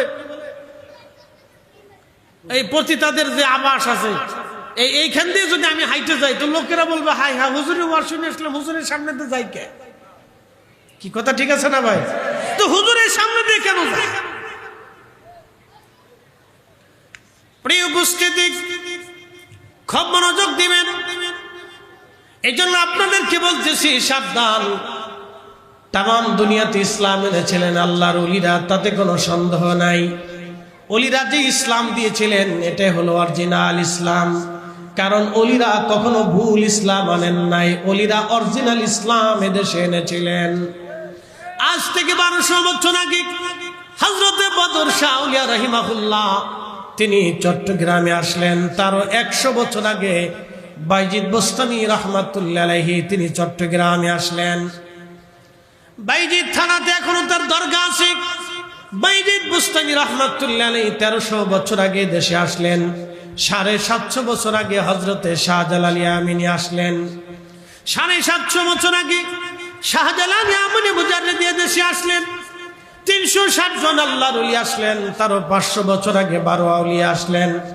শাহজালাল ইয়ামিনীর 300 বছর আগে আল্লামা কমরউদ্দিন রুমি আসলেন। হুজুর গাউসে পাক রাহমাতুল্লাহ আলাইহির নাতি এদেশে 900 বছর আগে তিনি এসেছিলেন সিরাজগঞ্জে। সিরাজগঞ্জে হুজুর গাউসে পাকের নাতি 900 বছর আগে এসেছিলেন। 900 বছর আগে হুজুর গাউসে পাকের সন্তান মহিউদ্দিন আব্দুল কাদের জিলানী বড় পীরের ছেলে, কলিজার টুকরা সুলতানুল আরিফিন হযরতে ইসমাইল বগদাদি আল হাসানি ওয়াল হুসাইনি তিনি মালয়েশিয়ার মালাক্কার সাগরের ভিতরে একটা ছোট্ট দ্বীপ পোলাও বসারে 900 বছর আগে এসেছিলেন। কালেমার দাওয়াত ওই জমিনে ছড়িয়েছেন। সারা পৃথিবী ব্যাপী ওলিরা কালেমার দাওয়াত ছড়িয়েছেন। কালেমার দাওয়াত ওলিরা ছড়িয়েছেন। একেবারে নিঃস্বার্থভাবে তারা কালেমার দাওয়াত তারা দিয়েছেন। তাম দুনিয়াতে ওলিরা কালেমার দাওয়াত দিয়েছেন। ওলিদের দাওয়া ইসলামে জমিনে চলবে। কথা বলেন ঠিক কিনা? তবে একটা কথা আপনাদেরকে বলে দিয়ে যাই, একটা কথা সারা জীবন মনে রাখবেন। একজন ওলি আল্লাহর পেয়ারা মেহবুব একদিকে আর তাম দুনিয়া আর একদিকে থাকবে। আবার বলি, একজন ওলি একদিকে আর তাম দুনিয়া আর একদিকে থাকবে। একজন ওলি একদিকে, তাম দুনিয়া আর একদিকে থাকবে। আমার আল্লাহর সমর্থনটা ওই ওলির দিকে থাকবে, তাম দুনিয়ার দিকে থাকবে না। কারণ দুনিয়া আল্লাহকে খুশি করে নাই, আল্লাহকে খুশি করেছে আল্লাহর ওলি। কথা বলেন ঠিক কিনা? দুনিয়ার অন্য কোটি মানুষ আল্লাহকে খুশি করতে পারে নাই, আল্লাহকে যিনি খুশি করেছেন আল্লাহ তার পক্ষেই থাকবে। এটা সহজ। বলে কোন ভাষা? বলে আল্লাহর কোরআনের ভাষা। আমাদের ভাষা নেই, আল্লাহর কোরআনের ভাষা। আচ্ছা আপনারা বলেন তো, কোরআনে যাহা যাহা আছে এটা কি এই কয়েক বছরের জন্য না কিয়ামত পর্যন্ত চলবে? না আসতে বলবেন না, জোরে বলেন কিয়ামত পর্যন্ত। একসাথে বলেন কিয়ামত পর্যন্ত চলবে। তাহলে কোরআনে কিয়ামত পর্যন্ত জিহাদের কথা আছে, কিয়ামত পর্যন্ত জিহাদও চলবে। কোরআনে কিয়ামত পর্যন্ত নামাজের কথা আছে, কিয়ামতের আগ সময় পর্যন্ত নামাজও চলবে। কোরআনে আজানের কথা আছে, কিয়ামত পর্যন্ত আজান চলবে। কোরআনে ইসলামের কথা আছে, কিয়ামতের আগ পর্যন্ত ইসলাম পৃথিবীতে চলবে। চেঙ্গিস খান পর্যন্ত 12 লক্ষ মানুষ 3 দিনে শহীদ করার পরও ইসলাম চেঙ্গিস খান হালাকু খানেরাও জমিন থেকে মিটিয়ে দিতে পারে নাই। কিয়ামত পর্যন্ত ইসলাম জমিনে টিকে থাকবে। কথা বলেন ঠিক কিনা? বলে কারণ কি? আল্লাহ কোরআনে বলেছেন। এই যে আজকের নসিহত দেখতেছেন এটা কিয়ামত পর্যন্ত জিন্দা থাকবে। বলে কারণ কি? আল্লাহ কোরআনে বলেছেন ওয়ালতাকুম মিনকুম উম্মাতুন ইয়াদউনা ইলাল খায়র। আমার বান্দাদের ভিতরে এক জামাত বান্দা থাকবে যারা কিয়ামত পর্যন্ত আমি আল্লাহর দিকে মানুষদেরকে ডাকতে থাকবে। একসাথে বলবেন আল্লাহু আকবার। আল্লাহ কোরআনে বলেছেন আলা ইন্না আউলিয়া আল্লাহি লা খাউফ। সাবধান, আমার ওলিদের কোনো ভয় নাই। ওয়ালা হুম ইয়াহজানুন, তারা চিন্তিত হবে না। তা মনে রাখবেন কিয়ামত পর্যন্ত আল্লাহ ওলির জমিনে আসতেই থাকবে। কথা বলেন ঠিক কিনা? হ্যাঁ, কিয়ামত পর্যন্ত আসতে থাকবে।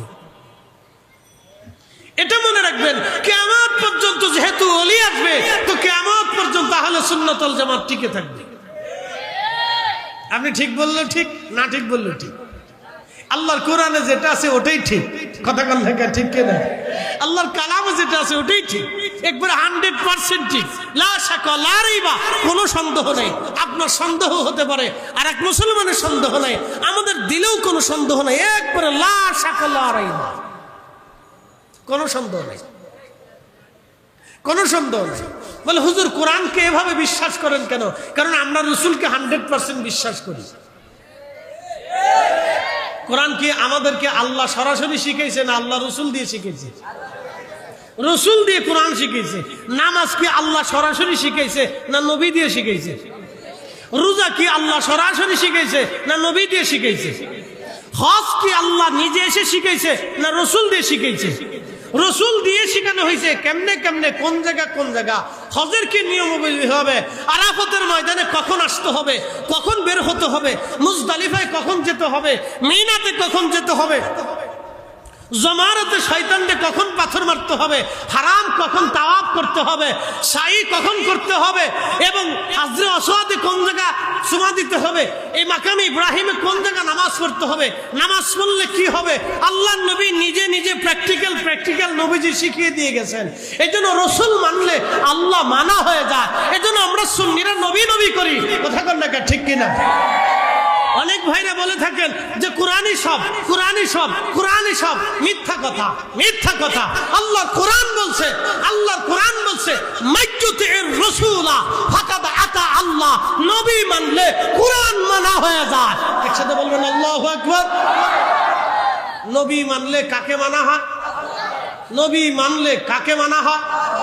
আমি বলছি না, কোরআনে বলছে? কোরআনে বলছে। কোরআন যদি বিশ্বাস করে তো রসুল আগে মানতে হবে। এই জন্য আমরা যারা তরিকতপন্থী আছি, সুন্নি আছি, আমরা আগে রসুলের কথা বলি। কথা ঠিক আছে না? এই বলার কারণে আমরা অনেকের কাছে বেদাতি হয়ে গেছি। এটা তার দৃষ্টিকোণ আছে। মানুষের বিশ্বাস ধ্যান ধারণা সবার একরকম হয় না। কেউ বেদাতি বলতে পারে, ভণ্ড বলতে পারে, তার বাক স্বাধীনতা আছে, বলতেছে বলো। ওগুলো আমরা কানের ভিতরে ঢুকাই না।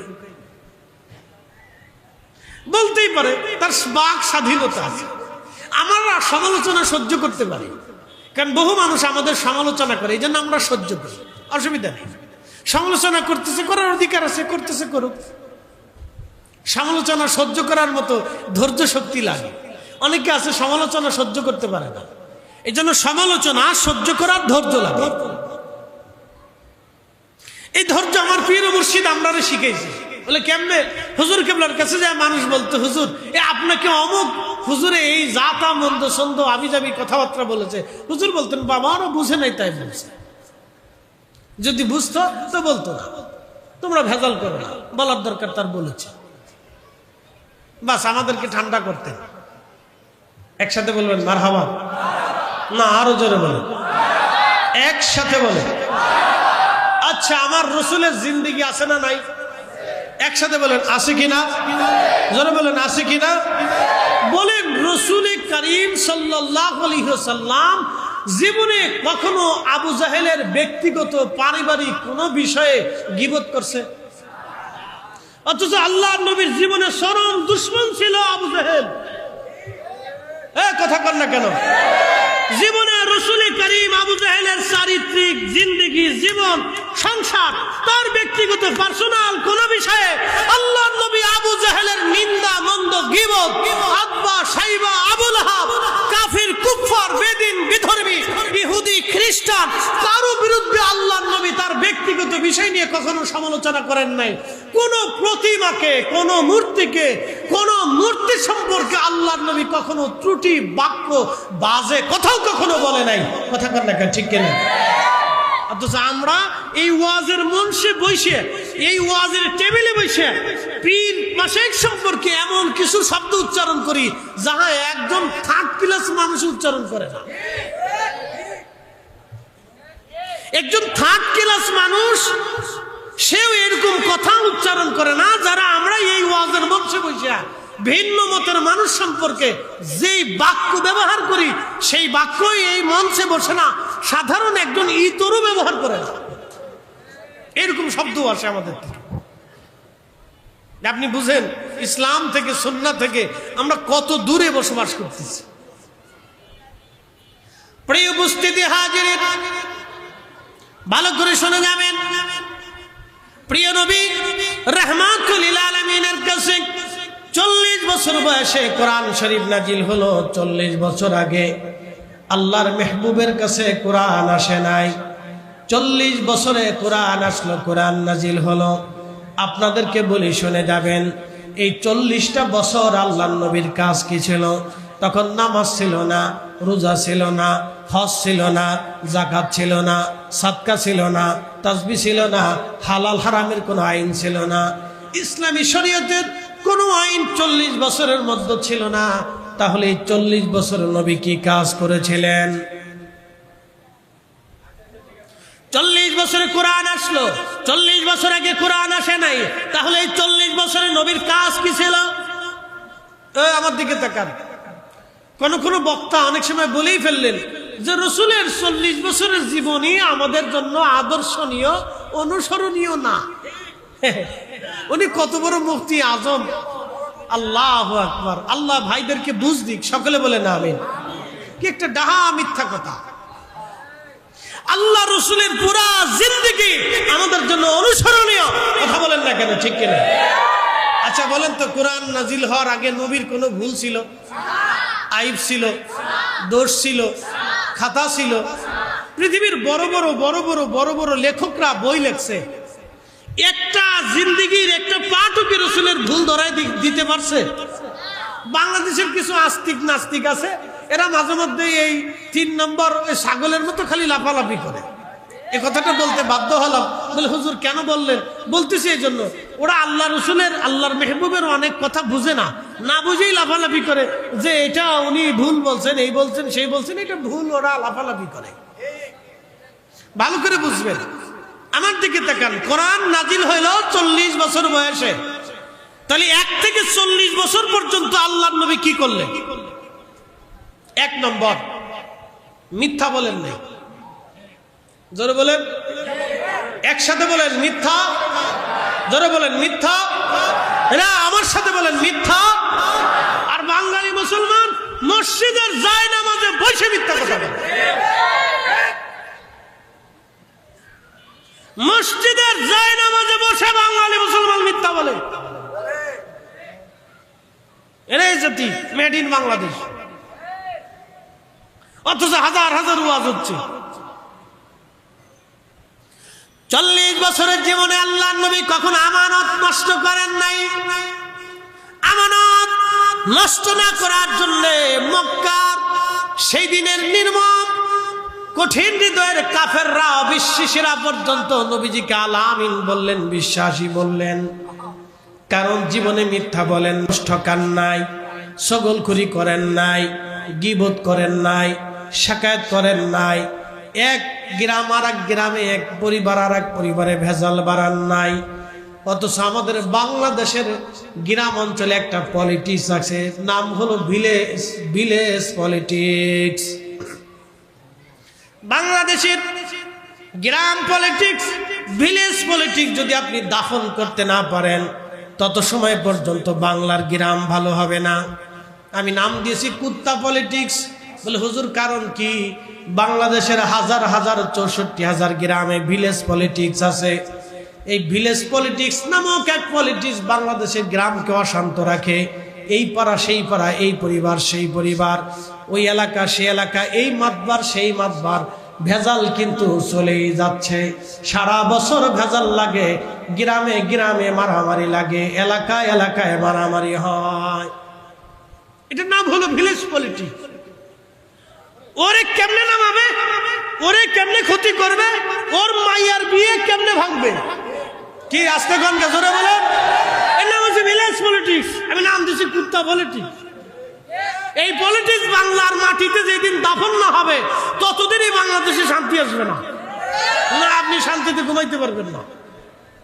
ভালো করে বোঝেন না, আমি যা বলতেছি একবার স্টেট কাট বলতেছি, বোঝার কথা বলতেছি।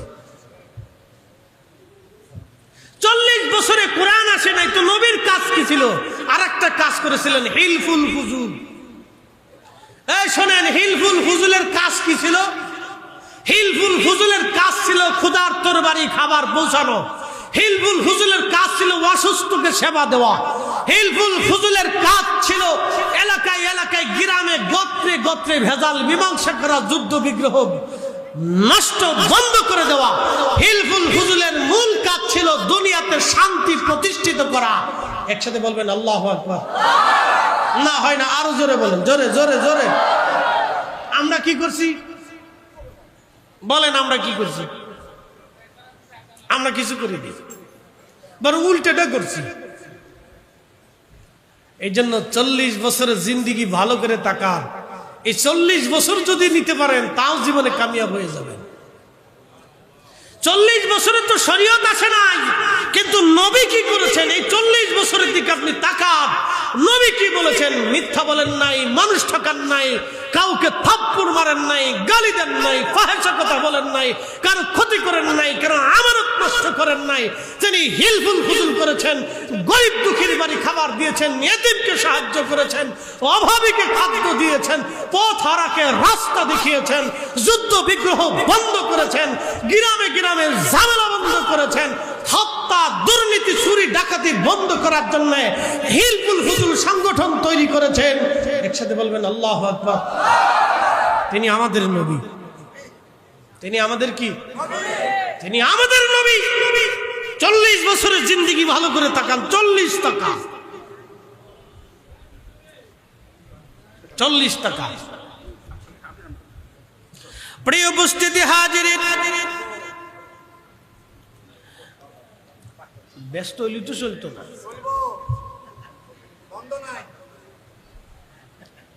চলবে? চলবনি? একসাথে বলেন চলবে, জোরে বলেন আল্লাহু আকবার। আচ্ছা বলেন তো, খাজা বাবা আজমিরের দরবারে খানার ড্যাগ এখনো আছে না নাই? হুজুর গাউসে পাকের দরবারে খানার ড্যাগ এখনো আছে না নাই? সাইয়েদনা ইব্রাহিম আলাইহিস সালাম যে মেহমান খানা চালু করেছিলেন, সেটা এখনো আছে। কথা কন না, আছে না নাই? পৃথিবীর যত অলি বাড়ি যাবেন, সব অলিদের বাড়ি খানার ড্যাগ আছে। আমি মালয়েশিয়াতে হুজুর গাউসে পাকের আওলাদের মাজার জিয়ারত করতে গেলাম, মালাক্কার পোলাও বুসারে দ্বীপের ভিতরে যা দেখি সেখানেও খানার ড্যাগ। কি আল্লাহু আকবার বলবেন না? ভাবছিলাম যে খালি আটটুসি আমরাই খাওয়াই, অন্যদিনে সারা দুনিয়াইতে খাওয়াই। অলি যেখানে আছে, মেহমানদের করি সেখানে চালু আছে, আমরা খাওয়াইলাম, খাওয়ানোর পরে আমরা বেদাতি হইলাম। কি কথা কর না কে? আমাদের দেশে মিলাদের তাবারুক নিয়ে বিরাট ঝগড়া। একদল মনে করে যে খুব হারাম কাজ, খাওয়া যাবেই না। আবার দেখেন সুদের টাকাও খাচ্ছে। যিনি সুদ আলা হাতিয়া দিলে সেটা খায়, কিন্তু মিলাদেরটা খাবে না। বিরাট বুজুর্গ, উচিত কথা বললে মা এসব বেজার হয়ে যাবে না, এদিকে যাবো না, শুধু এতটুকুনি বললাম। শুনে যাবেন হাজিরিন, ভালো করে বুঝে যান। তাম দুনিয়াতে দ্বীন ইসলাম আল্লাহর ওলিদের হাত ধরে তাম দুনিয়াতে বিজয়িত হয়েছেন। প্রিয় নবীর 40 বছরের জীবন যদি তাকান, তাহলে ওলিদের জিন্দেগির দিকে যদি তাকান, হুজুর গাউসে পাক জীবনে একটা মিথ্যা বলে নাই। একসাথে ধরে বলবেন কি মারহাবা। হুজুর মহিউদ্দিন আব্দুল কাদের জিলানীর জীবনী দেখেন, জীবনে একটা মিথ্যা বলে নাই, কারো আমানত নষ্ট করে নাই, কারো হক নষ্ট করে নাই। তেনার আব্বাজান আবু সালে মুসা রাহিমাহুল্লাহর দিকে যদি তাকান, একটা ফল খাওয়ার কারণে ফলের দেনা মাপ চাওয়ার জন্য তিনি মালিকের কাছে হাঁটতে হাঁটতে নদীর পাড় দিয়ে চলে গিয়েছিলেন। আপনি হযরত আব্দুল্লাহ ইবনে মুবারক রহিমার জিন্দেগির দিকে যদি তাকান, হযরত মুবারক রহিমার জীবনের দিকে যদি তাকান, ইমামুল আযম আবু হানিফার জীবনের দিকে যদি তাকান, বাইজিদ বুস্তামি রাহিমাহুল্লাহর জীবনের দিকে যদি তাকান, হযরত হাসান বসরি রাহিমাহুল্লাহর জীবনের দিকে যদি তাকান, তারা আল্লাহর নবীর আদর্শটাকে নিজেদের জীবনে এমনভাবে বাস্তবায়ন করেছিলেন। মিথ্যা বলেন নাই, মানুষ ঠকান নাই, চুগলখড়ি করেন নাই, গীবত শাকাত করেন নাই। আল্লাহর নবীর জীবন জিন্দেগিটাকে এমন ভাবে তারা ধারণ করেছিলেন যে জীবনে নবীজির চরিত্র ছাড়া আর কারো চরিত্র তারা গ্রহণ করেন নাই। সেই চরিত্রে চরিত্রবান হয়ে আমার পীর মুর্শিদ এই ধরাধামে তরিকার প্রচার করেছেন, দাওয়াত দিয়েছেন। তিনি দাওয়াত দিয়েছেন, তার দাওয়াতে একজন আর দুইজন না, লক্ষ লক্ষ মানুষ অনুপ্রাণিত হয়ে এখনো বিশ্ব জাকির মঞ্জিলের কাজ আঞ্জাম দিয়ে যায়। কথা বলেন ঠিক কিনা? অনেক ভাইরা বলেছিল আট্টুসির হুজুর মারা গেলে আর এই দরবার চলবে না, কিন্তু না, এটা ভুল সিদ্ধান্ত। কথা ছিল আট্টুসির হুজুর ইন্তেকালের পরে দরবার চলবে না কেন? দরবার কি আমরা চালাই না আল্লাহ চালায়? আমরা চালাই না, আল্লাহ নিজে চালায়। লক্ষ লক্ষ মানুষের খাবারের ম্যানেজমেন্ট আমরা করতে পারি না, এটা আল্লাহ করা। যদি করতে পারতাম তাহলে সৌদি সরকার অবশ্যই হারামে খাবার খাওয়াইতে পারতেন, কারণ হারাম শরীফে যত হাজি উনার বাড়িতে যায় সব হাজিরা উনার মেহমান। ঠিক আসতে কোন কেন জোরে বলে? সব হাজিরা কার মেহমান?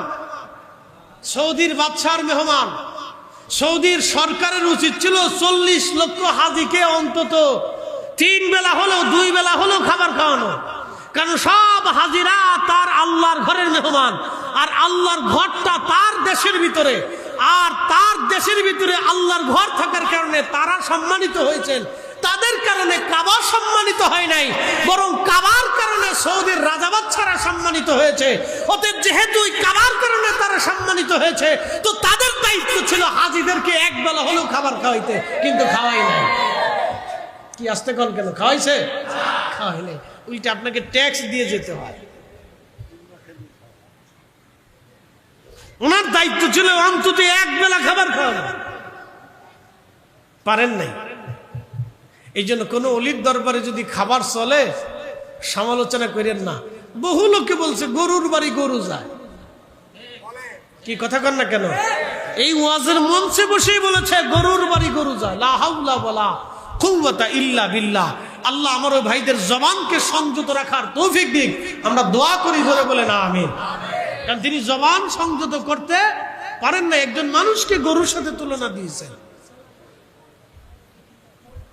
আমরা দোয়া করি তাদের জন্য, তাদের জবান সংযত হোক, এই ভুলগুলি যেন তারা আর ভবিষ্যতে না করেন, দোয়া করি। প্রিয় উপস্থিতি হাজিরিন, ভালো করে শুনবেন, ভালো করে বুঝে যাবেন। আমার পীর মুর্শিদের দরবার আমাদের এমনি এমনি হয় নাই, একদিনে হয় নাই, বছরের পর বছর পরিশ্রমে হয়েছে। বর্তমান যেখানে আপনারা মাদ্রাসা দেখেন, এই মাদ্রাসা আর এখানে মাদ্রাসা ছিল না, এটা ছিল বিরাট বড় খাল। তার সামনে যদি হেলিপড দেখেন, এটা হেলিপড ছিল না, এটাও বিরাট বড় খাল ছিল। বর্ষাকালে এখানে